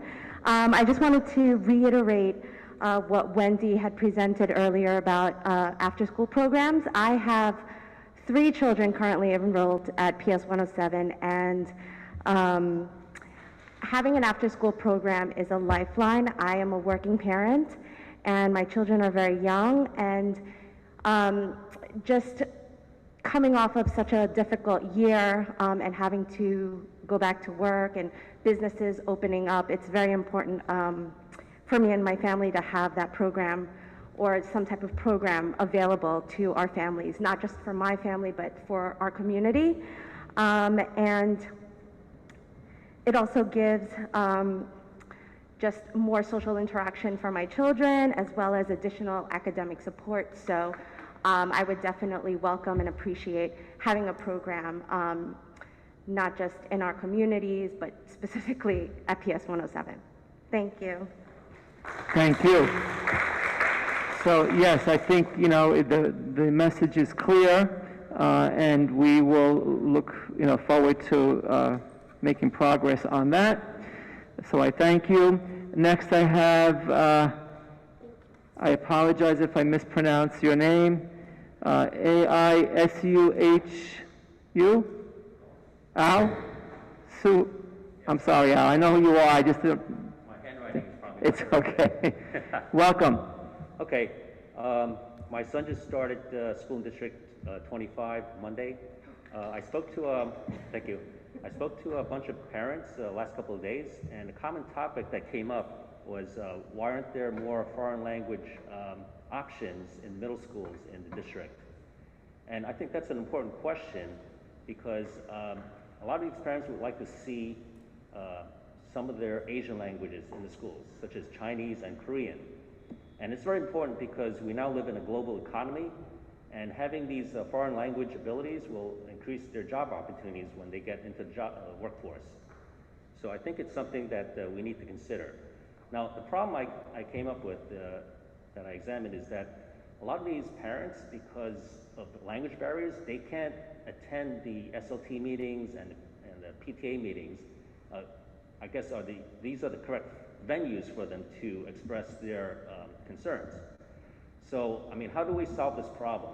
I think we'd have to address this problem by looking at it from a top-down kind of perspective. Maybe the superintendent can examine this issue. I understand that we can't really gauge the demand because these parents don't participate in our meetings. Yet, in other forums, they come up and they say, hey, we'd like to see these foreign language options in the schools. So I think one solution is for the superintendent to really see if there's a way to get more programs out into the middle schools. Now, I just want to address one misconception. Asian parents want their kids to learn Asian language. It does not mean that Asian kids are fluent in those languages of their heritage. And let me try to clarify that. A lot of Asian parents grew up here, they speak English, and they don't speak the language of their heritage with their children at home. So, obviously, those parents want their kids to learn the languages of heritage for job opportunities. And on the flip side, we have a lot of Asian immigrants who do, in fact, speak the languages of heritage with their kids at home. But what you don't know is that the kids answer the parents in English. They're unable to speak the language of the heritage. So their parents want their kids to learn as well. Another thing that, misconception is that even if the parents can speak English, the Asian languages at home, their kids are unable to read and write in those languages. Essentially, they're illiterate in those languages. So I think there is a demand for this, and I'd like to see if there's a way for the superintendent to address this issue. Thank you for your point. So I'm going to ask two questions. Number one, what school does your child go to? Unfortunately, it's out of scope. He's in high school. Okay, no, I thought one of your children started District 20, or graduated out of District 25, you're saying? Right. In the middle school, okay. And the other point I want to make, and I don't want to put the superintendent on the spot, but are you able to comment on that? But I do want to make, so look, I am also my parents were immigrants. My parents did not speak a word of English when I started school. In fact, I didn't speak a word of English when I started school. I only spoke Italian. So I understand the need from a different culture, but I understand what our demographics are right now. So I would just ask the superintendent if she can comment on some of your concerns, and we'll take it from there. Thank you. And thank you for that, Mr. Hsu. I think you bring up a lot of really good points. One of the things that we've been doing historically since I've been here as a superintendent is we've been really working hard to build our dual language programs across the district. I'm really proud to say that there are some, I do know that we have the only Korean program for a while in the East Coast, and I know that there have been other programs that have been budding up, but I'm really proud to say that. We've expanded our Spanish and our Chinese dual language programs across the district. I absolutely agree with you around our middle school offerings. We've had recommendations beyond Spanish to Chinese and also Arabic. One of the things that we've been doing, and the issue that we have, is finding teachers. Many of those teachers do prefer high schools. Dr. D'Antona and I have partnered with Queens College because we want to swoop those teachers up right away. I know a lot of our middle school principals struggle with finding and maintaining teachers who are licensed to teach those languages. So I would be really, really happy to partner with you or anyone in the audience or on Zoom that has access to that. We work very closely with Kappa. I know that I'm going to be presenting at the Flushing Library event over the weekend on Saturday, where I'm going to speak to our parents about the language programs that we offer. One of the things that we really want our parents to work with us on is staying in those programs. It's really hard sometimes, especially 4th and 5th grade, for us to keep those programs alive. I have one school, I think it was you, Lori, that you only have 7 students in the school, and so financing those programs, which are very special dual language, has become problematic for us, but we're going to keep working on it. But absolutely, it is about finding the teachers to teach those languages in our middle schools and even elementary schools, so we're going to keep working on that. Additionally, I will tell any parent who would like representation at an SLT meeting or a PTA meeting. We have Esther here who speaks Spanish, Jin Mei in my office who speaks Chinese, Mandarin.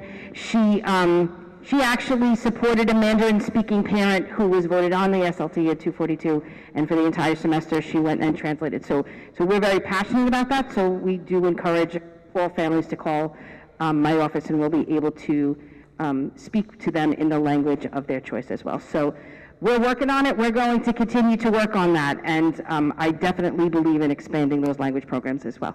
Okay, I just want to add one more point I just forgot to mention. I like to see these programs open to everyone, not just Asians, but for everyone. Oh, absolutely. No, absolutely. Because and that's one of the reasons why, oh, sorry. That's one of the reasons why we started with the dual language. If you know, 50% of dual language are students that don't speak the language, and they learn their classes in that language. So we wanted to continue that, so students going into middle school will have experience with the language. So absolutely, that's one of the reasons why we started with the expansion of our dual language programs.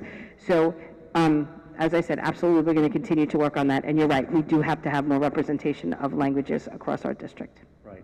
So just want to say the benefit, another benefit is that it promotes cultural exchange. It's one method to address Mr. Chow's anti-Asian resolution, right, to get understanding between different cultures. Okay, thank you for your time. Absolutely, thank you very much. So I don't have anyone else on the public speaking list. Is there anyone else in the audience that would like to make any comments? You're raising your hand. I'm very free to allow you to come up. If you just tell us who you are. Hi, my name is Phoebe. I wasn't going to speak today. This is my first town hall meeting.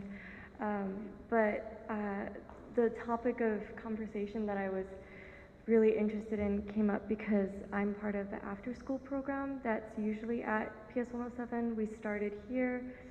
We started as a summer camp almost 2 decades ago. So we've been with 107. I came to 107 as well. And now we have another location in 32. I wanted to speak because I was listening to Wendy speaking about free after-school programs in District 25 schools.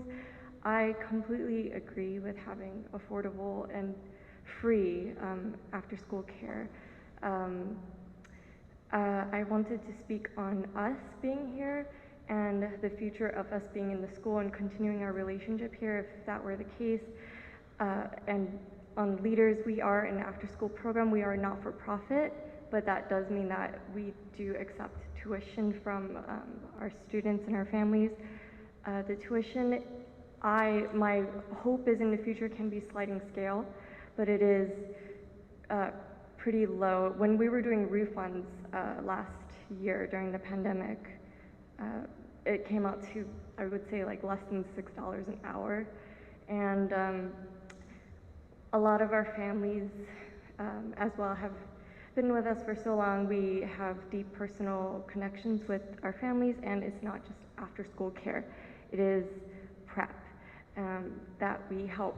I've been listening intently to the areas where we need to improve, and we do have a relationship with the teachers, relationship with the principal, where we have open communication on each student. So it's a deep level of care that I don't know if it's possible to have on a large scale in a public setting.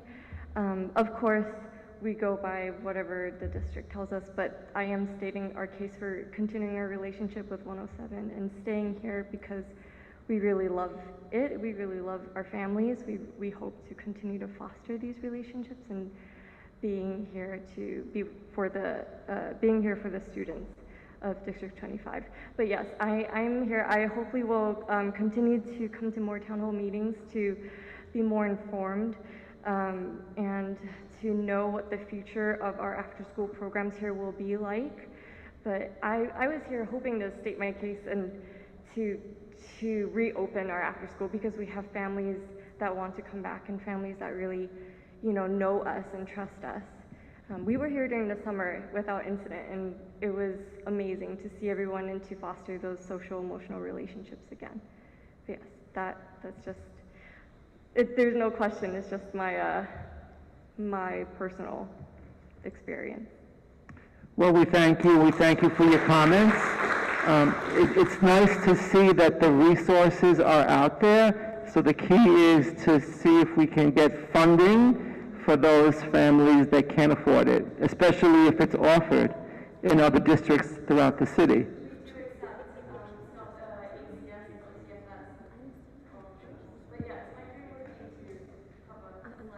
Wonderful. Thank you.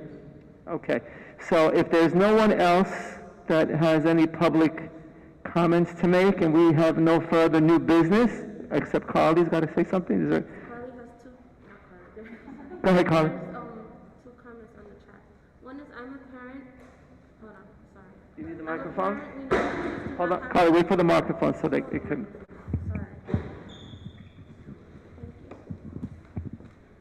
I'm a parent. We notice kids do not have enough social distance during lunchtime in the cafeteria when they take masks off.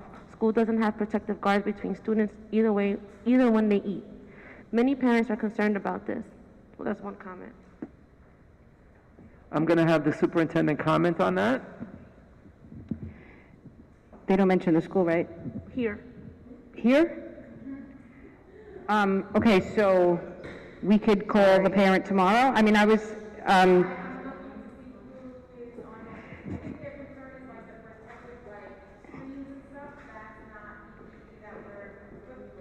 yeah, so I will say this, and we've spoken with principals that where parents do have concerns. So one of the reasons why I had announced in the beginning that Dr. D'Antona, myself, and my team are going to visit schools is we want to ensure that safe social distancing is taking place and that we're supporting any school that may have difficulties. So, we do know that students are 3 feet apart. For the most part, we've worked with schools to make sure that schools are facing in the same direction, that there's very limited movement during lunchtime. We know that many of our schools are rotating, where some students spend time in the schoolyard while other students are coming in to eat. And if they're not in the schoolyard because of inclement weather,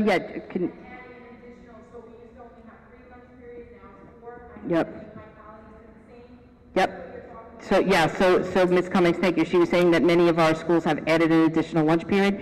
So I do encourage parents that are concerned about things such as lunch to make appointments to come in to see lunchtime, right? So remember we said that you have to be vaccinated in order to enter a school building, but we've also had some principals do virtual. They videotape, the way the classrooms are set up. Obviously we can't videotape students, but we do videotape that as well. So please feel free to contact your school. You can call your school parent coordinator, and then and we can make some arrangements to make parents feel a little bit more comfortable because they have an understanding what that's like. Thank you for your comments, Superintendent. And the next comment? Thank you for bringing up the comments about iReady. My daughter was an in-person student in the first grade during last school year Can and had no... you a little louder? I'm sorry, Yeah. I talk and speak fast. Thank you for bringing up the comments about iReady. My daughter was an in-person student in first grade during last school year and had no problem with what she was learning in math. But when she took the assessment in iReady, she scored so low that the results showed she was still in the kindergarten level. It was just a comment. You have to repeat the last part. When she took the assessment in iReady, she scored so low that the results showed she was still in the kindergarten level. So I'm very excited to hear that parents are aware of iReady and can speak to iReady with their teachers. But remember what we say, an assessment test is just a tool that teachers use to further inquire about the needs of students. Sometimes students have a bad day, right? And they may not have taken a test in the way that shows their full ability. We see that, sometimes when students take state assessments as well. So one of the things that I think it's important for parents to know is iReady is just the beginning of the conversation. Everybody's looking up at the comments like there's a lot of comments. So I think that's a legitimate concern because there are a lot of parents that are concerned about, how their students, their children regressed and have not made progress. But you made an important point. These assessments should not have any effect on the child grade, on their grades. But it's just a tool that's used by the schools, correct? One of the ways we say it all the time is it's like a blood test. When you take a blood test, they test a lot of different things about your blood, and things that are good, they say, okay, that's good, but things that may be a little high or low, they look a little bit deeper into, and that's really what that is. It's a tool that we use to see where a student is aligned to a particular standard. The one thing that I think is really important for parents to know is that these tests are aligned to the same standards, although they're not the same questions, they're aligned to the same standards that are given at the state level. And then given information and knowledge, like Mr. Chow, content knowledge, right? Teachers are able to actually sit at the table and look at the students that they teach and really decipher and determine what they know and what they're struggling in. Thank you. Are there any other comments? Leslie wants to be unmuted, but I can't find her. So if they're muted, I'm assuming there's no other comments, correct? I can't look at the screen because I'm behind it.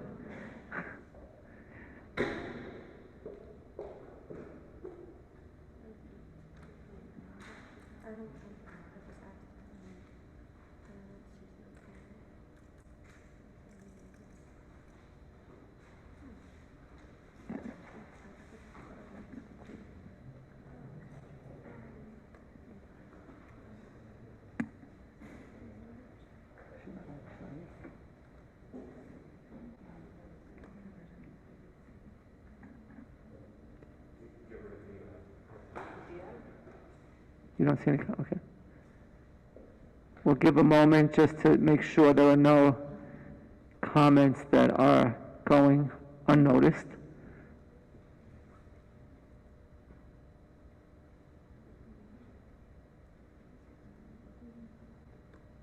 We'll be fast.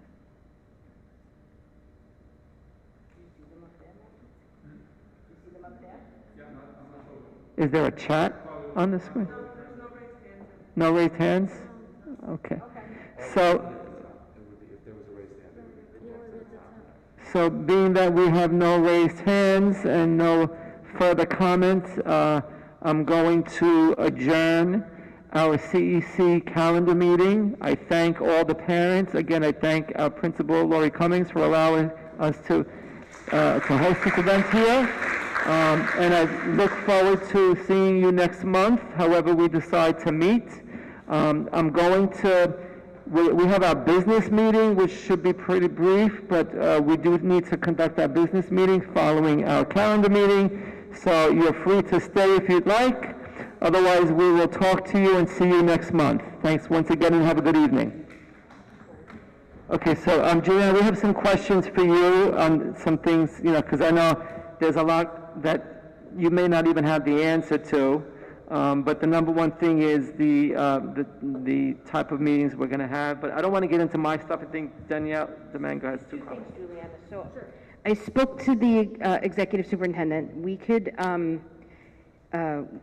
our AZ retired. So I'm hoping that maybe FACE can partner with Central Special Ed Office, and they could partner with the borough office here we can put something together for parents at CEC, because by November. We're talking about the special. Yeah. For special ed? Special ed, yes. I already reached out. So they'll. The person was on vacation. So, Okay. But it's on the radar of the special ed office. And then I also spoke with the executive superintendent around outreach to DYCD, and Okay. maybe they can come from Central and talk about some opportunities that we may be able to do as a district, like funding opportunities such as community school programs. I think just kind of what's offered to the city, because if we're all on the same page of that, Mike and I could take on writing grants and stuff. We just don't know when things are available and what's out there. So I think there's a balance between, we have a lot of local community organizations that are funded, that are paid, that parents pay for, but we're kind of looking for more seats, like free seats in the district, especially what we were talking about with our Title I schools. Yeah. So if you can. Okay, DYCD. and special education. Yeah, and maybe speak with DYCD around like what are some other things that we should have here. I think that's, because I've never worked, I don't really have that much experience because we don't have a lot of CBOs or free programs, so it would be a learning opportunity for me too. So in terms of, I understand with DYCD where the focus is, so I can do that. Special education, from the council, they need to know what you want the presentation, how long you want the presentation to be, and what you want it to consist of. What is the topic for them to present on? So you can tell me verbally tonight, or you can email me as a group. Okay, that's great. And then if you let me know, because I can speak to police, like I said, they're all really transitioning and can support, but I don't know. The district person is no longer here. Okay. The main point that we were concerned about in the beginning of the year was just to do an overview of the IEPs. IEP how they work, so that going into the year, the parents can be ready and prepared with an overview of how that goes with the processes, who the people to talk to are, and how to request services. Okay, how to start the process, how to start the IEP process, and how to request services, and then to loop you in. Yeah. So that you know what's going to be, like maybe you can bring. And I could have somebody from the borough work with the central office, yeah. Can I ask a question? I'm sorry. So DYCD and special ed for October with district planning? Well, we also have space planning, maybe. That's a lot. It's up to it's up to you guys. No, I'm just asking to space or new school. So space planning is, that's another agenda item that may happen in the next month or two as well, right? Yeah, I mean, I'm waiting for them to get back to us, so we can probably combine them. We don't have to do it, I mean, you think it's gonna take a whole hour on the presentation on the special education? I mean, I don't think so. I think we can combine them. So that's what I'm saying, those three things should be on the agenda for next well, we need to first make sure that they're available, right? We need to make sure. Well, again, we need to vote on where we're having our next meeting, because that really will determine who's going to attend, especially district planning, because district planning was planning on attending only remotely. I mean, they're looking to, They will work with you. they're whatever working you on it to decide. come in, but I think they thought that we were working remotely. Well, I think they realize that things are up in the air. Okay, Like, so that's they're willing like- to, okay, so that's not a definite, but, You don't need to decide based on that. okay. They will work. They'll cooperate. I get that impression also, so it's Yeah. jive, right? So those are things we need to talk about with our agenda. I don't know if we have to update our budget right now. I mean, do you have anything on the budget? There's nothing's changed other than what we did last time. We already reported back on the subcommittee update, right? And I think maybe you guys need to meet another time to get that a little bit more in order. And I think, Michelle Frederick was planning on being at the last subcommittee meeting. She couldn't make it, and she couldn't make it this evening, which is going to segue me into the next item, these excused absences or not, right? So we already sent out a letter to Pam Altamirano saying she's got 2 unexcused absences, she's got 1 more, and she's running the risk of being removed from the council. This is the 3rd one, right? So I don't know, procedurally, do we need to vote to have her removed? I'm assuming yes. Yes, and you may take that. Oh, well, if you had quorum, you could have taken that vote tonight. We can't take that vote, so, You can take it again, when you call a another special problem, meeting. not having CDC. So we can't even get people that don't want to cooperate, right? So something that we need to take on next month, but, Well, you can, if you want to add it to your agenda for a virtual special meeting, then you could vote we for can all. do that on the, we can, Yeah. so Carly, can you take notes? So we're gonna have to figure out what day to do a special meeting virtually, to vote on how we're gonna conduct our meetings, number 1. To vote on who is going to be removed for unexcused absences. We're gonna have to vote on who is unexcused for this evening. I know that I received a notice that Ms. Frederick wasn't coming, and it's for work purposes, so I'm assuming that's excused. I got no notice from Rushman. I got no notice from Mr.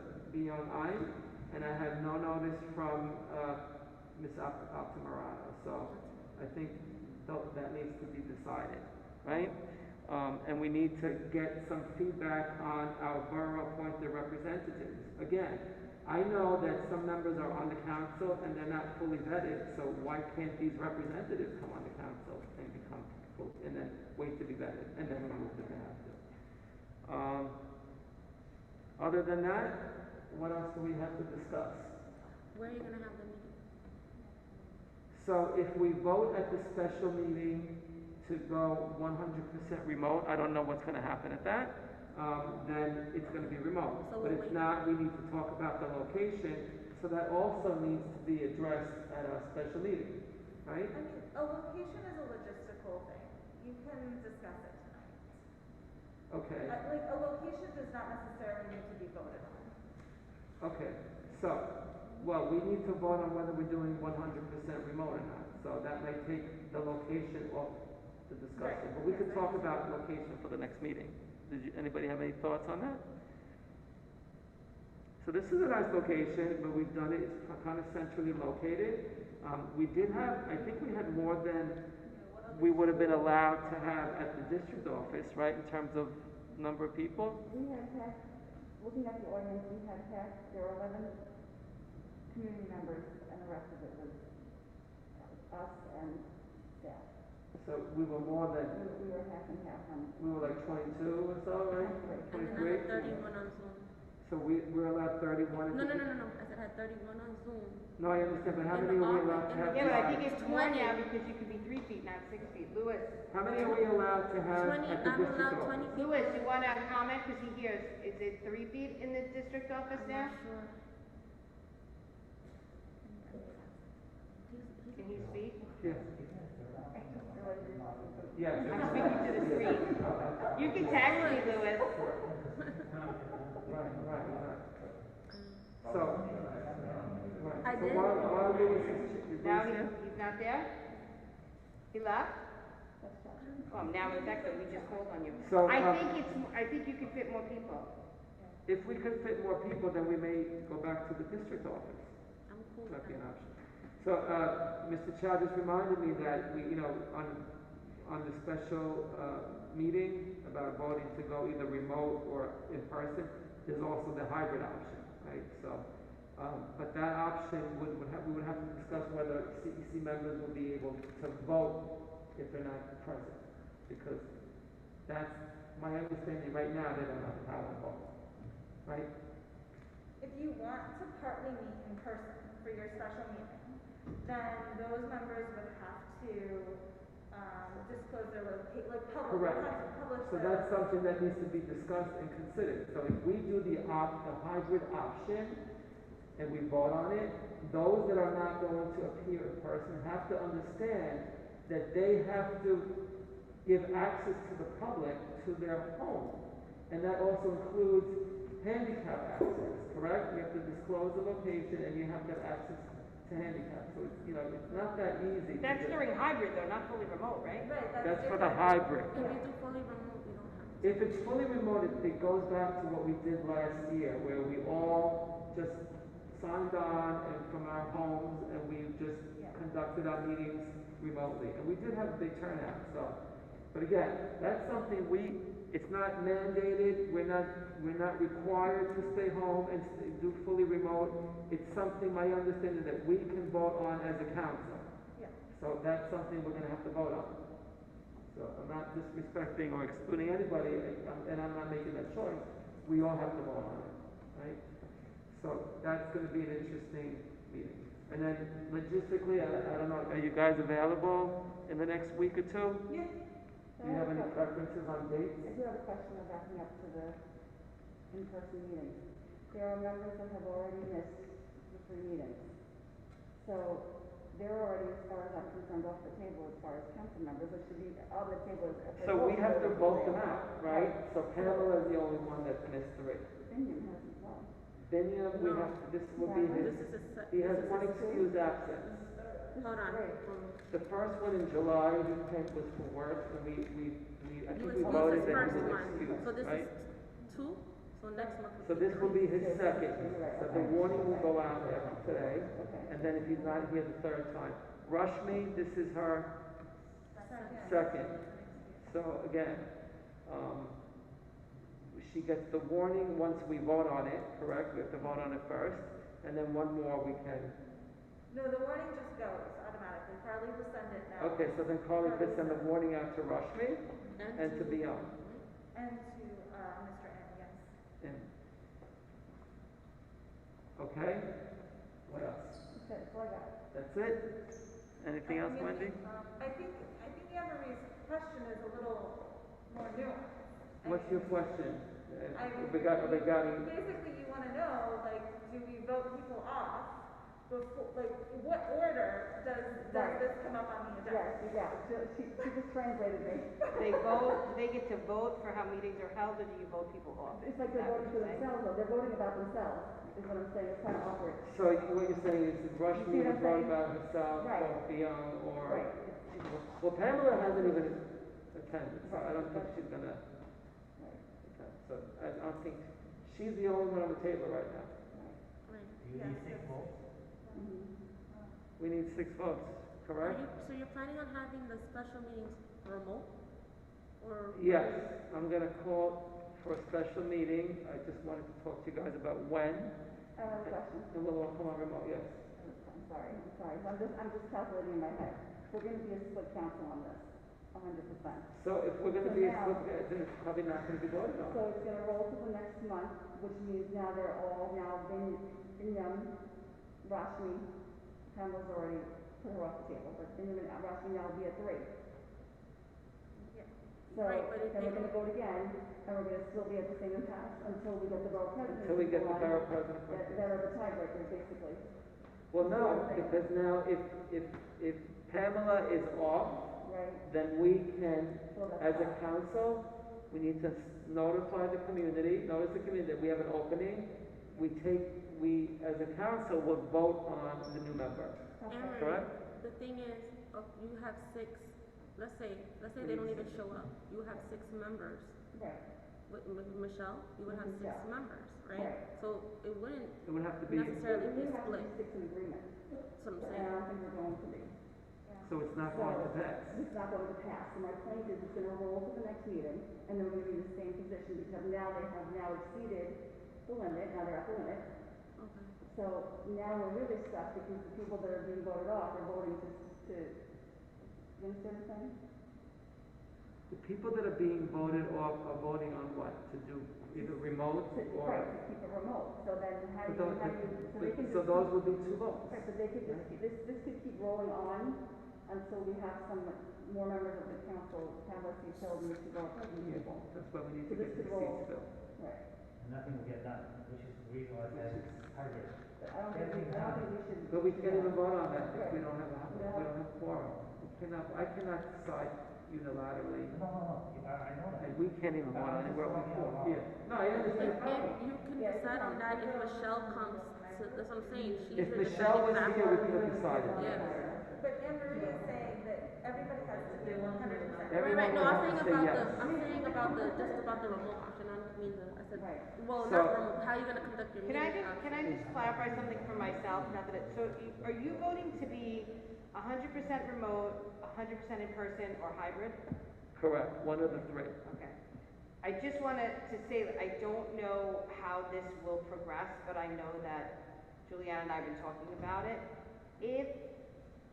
If there are people in the community that are not vaccinated, if you vote 100% in here, you're limiting them from coming.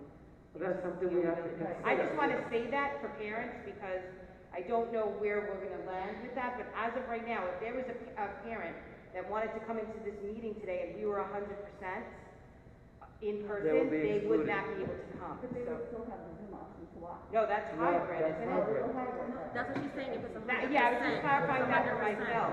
So- Like, can you have 100% in person and still run it on the screen? Right, Well, that's, What I've been doing. what we've been doing. Like, I thought that's I thought we're voting for CEC members, yes, only CEC members. correct. Say that again. So we've already decided that the public that cannot attend our meetings has access to our meetings remotely. That's going to So continue. That that's hasn't separate changed. from what you're voting. What we're talking about is the CEC members and whether those that are hybrid, let's say, can vote from home. Because right now they can't. So you're not voting community. No, Joe, they can, now that they, as, if they, you as a council, I don't think you,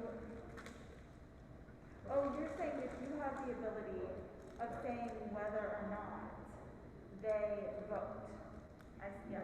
Right, so they're talking about the CEC, I didn't, now I I'm can going clarify. on the guidance that you're giving us, Juliana. You told me if you're not present, there's no vote right now, because we have to vote on that, right? So now, if we vote on just CEC members of doing hybrid, then Rushmore can vote from home and we can vote in person, we do a hybrid, correct? Or if we're all doing remote, then we're all staying home and everybody gets a vote. But as of today, those that are not here don't have a vote, because we already decided that. So we're talking about CEC voting. Public, that's another thing we should consider if we want to do 100% remote, because That's probably why District 26 wants to put it. District 26 did go fully remote, and I spoke to Joe, the president. He said because he was getting a lot of public, public participation remotely, and he wanted to continue that. But we're still getting that. We're getting that if we're doing hybrid, but now we have to give room for the public to comment, which we're doing through Carly anyway. So that can continue. It actually worked It's only going to be till January. So it's really, we're talking about CEC vote. In other words, if you do hybrid, we're in person, we don't give out our address. If you decide to stay home, you have to get a location. Correct. And make access. So And that that's, location has to be within District 25, can't be kind of waiting. So wait, if the person is hybrid, it's on the CEC, and we said, oh, you don't have to come into the location here, they don't have to disclose their location at home? they do. They do, it's on The the meeting law. CEC member does. The CEC member. The CEC member has to disclose their location if they want to be counted towards quorum and they want to vote. Right. This hybrid. That's gonna really, So if Mr. is in California, and he says, look, I open up, no one's gonna come, but I'm still opening up my home, he'll be entitled to vote, if we vote that option. Yeah, I mean, but it's you're not going to have, nobody has to display the meeting. Wheelchair accessible. Correct. Right? But to CEC members, I mean, to members of of District 25. I have the meeting on my steps, front steps.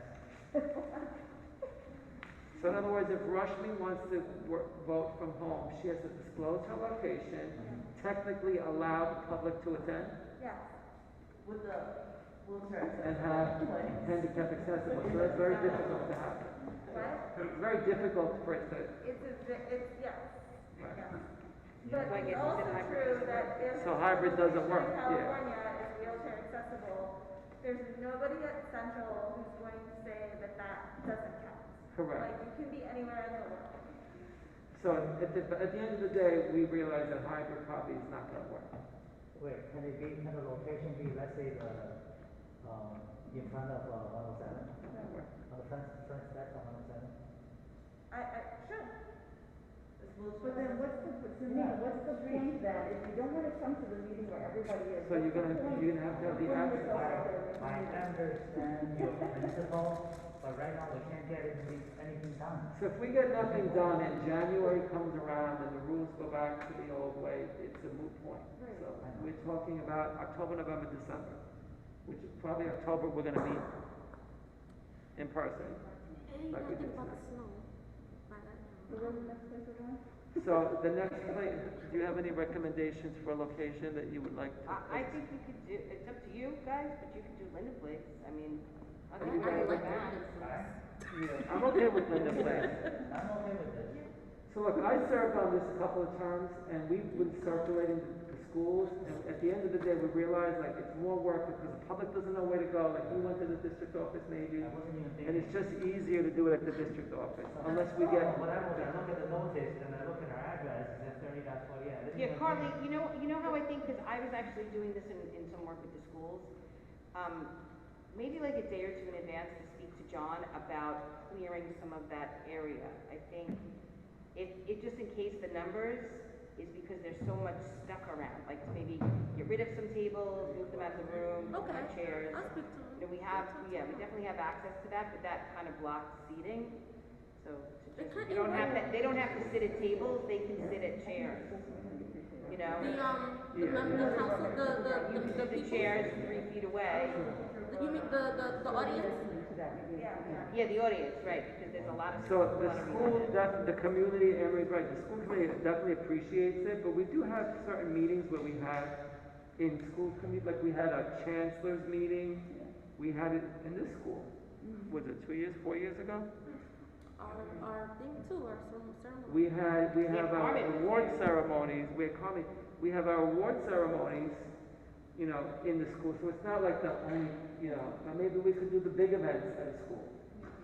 But, okay, so are we all in agreement that we should do the next meeting at the district office? Okay, and do you guys have a preference on what day to do the special meeting? Like, what day of the week? Monday to Friday? Whenever you say, I'm there. Does any day not work for you? 6:30, how about 7:30? For what day? I'm just thinking for a special meeting. Remember, I'm not I gotta give you, I'll tell you, I'm just. No, but remember, I'm on vacation, the 26th. When are you on vacation? The 26th, October 1st. So we can do this next week, right? When is next week, the 20th? No, we have next week. Next week's the week of the 20th. Yeah, week of the 20th. So I have to, you wanna just schedule for next Wednesday? Are you guys good next Wednesday?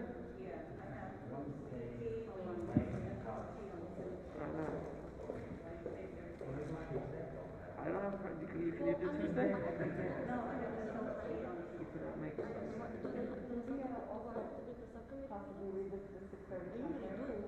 That's another thing, yes. Next Thursday? How about the 23rd? I could do the 23rd. Are you okay with the 23rd? Next Thursday, 7 o'clock to 7:30? Okay.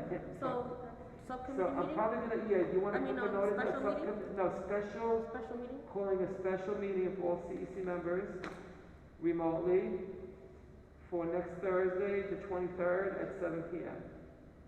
And then you have to make arrangements, right? Is that a public meeting? You said remotely, It's a right? public meeting. It has to be a public Remote, meeting. so I don't have to make a appointment or anything. Okay.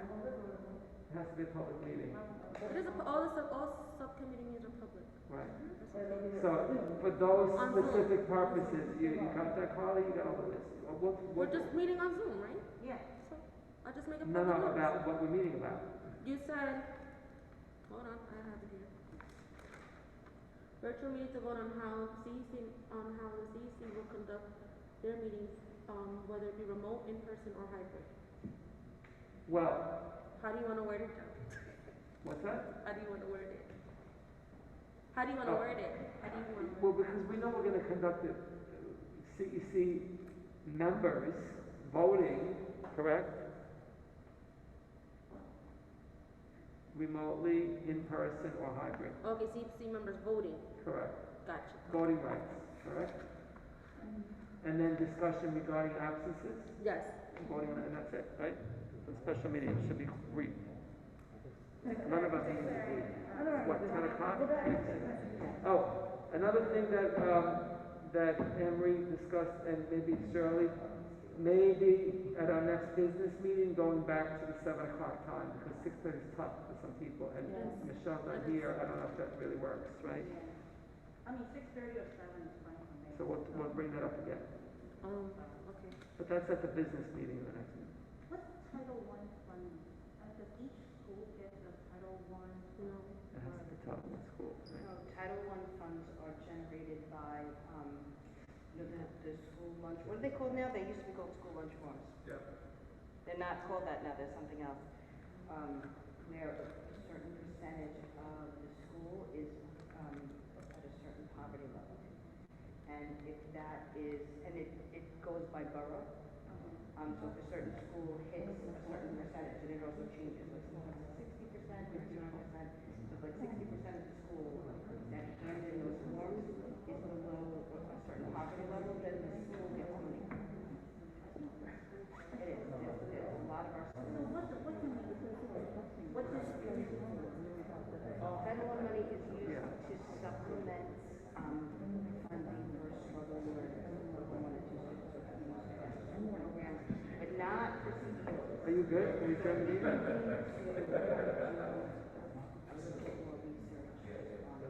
Motion to adjourn? So, Emery, can I have a we motion had a to motion to adjourn? adjourn. Anybody second the motion? Shirley, you second the motion? That's great. Joe seconds, great. Thank you. Thank you, guys. Place next time.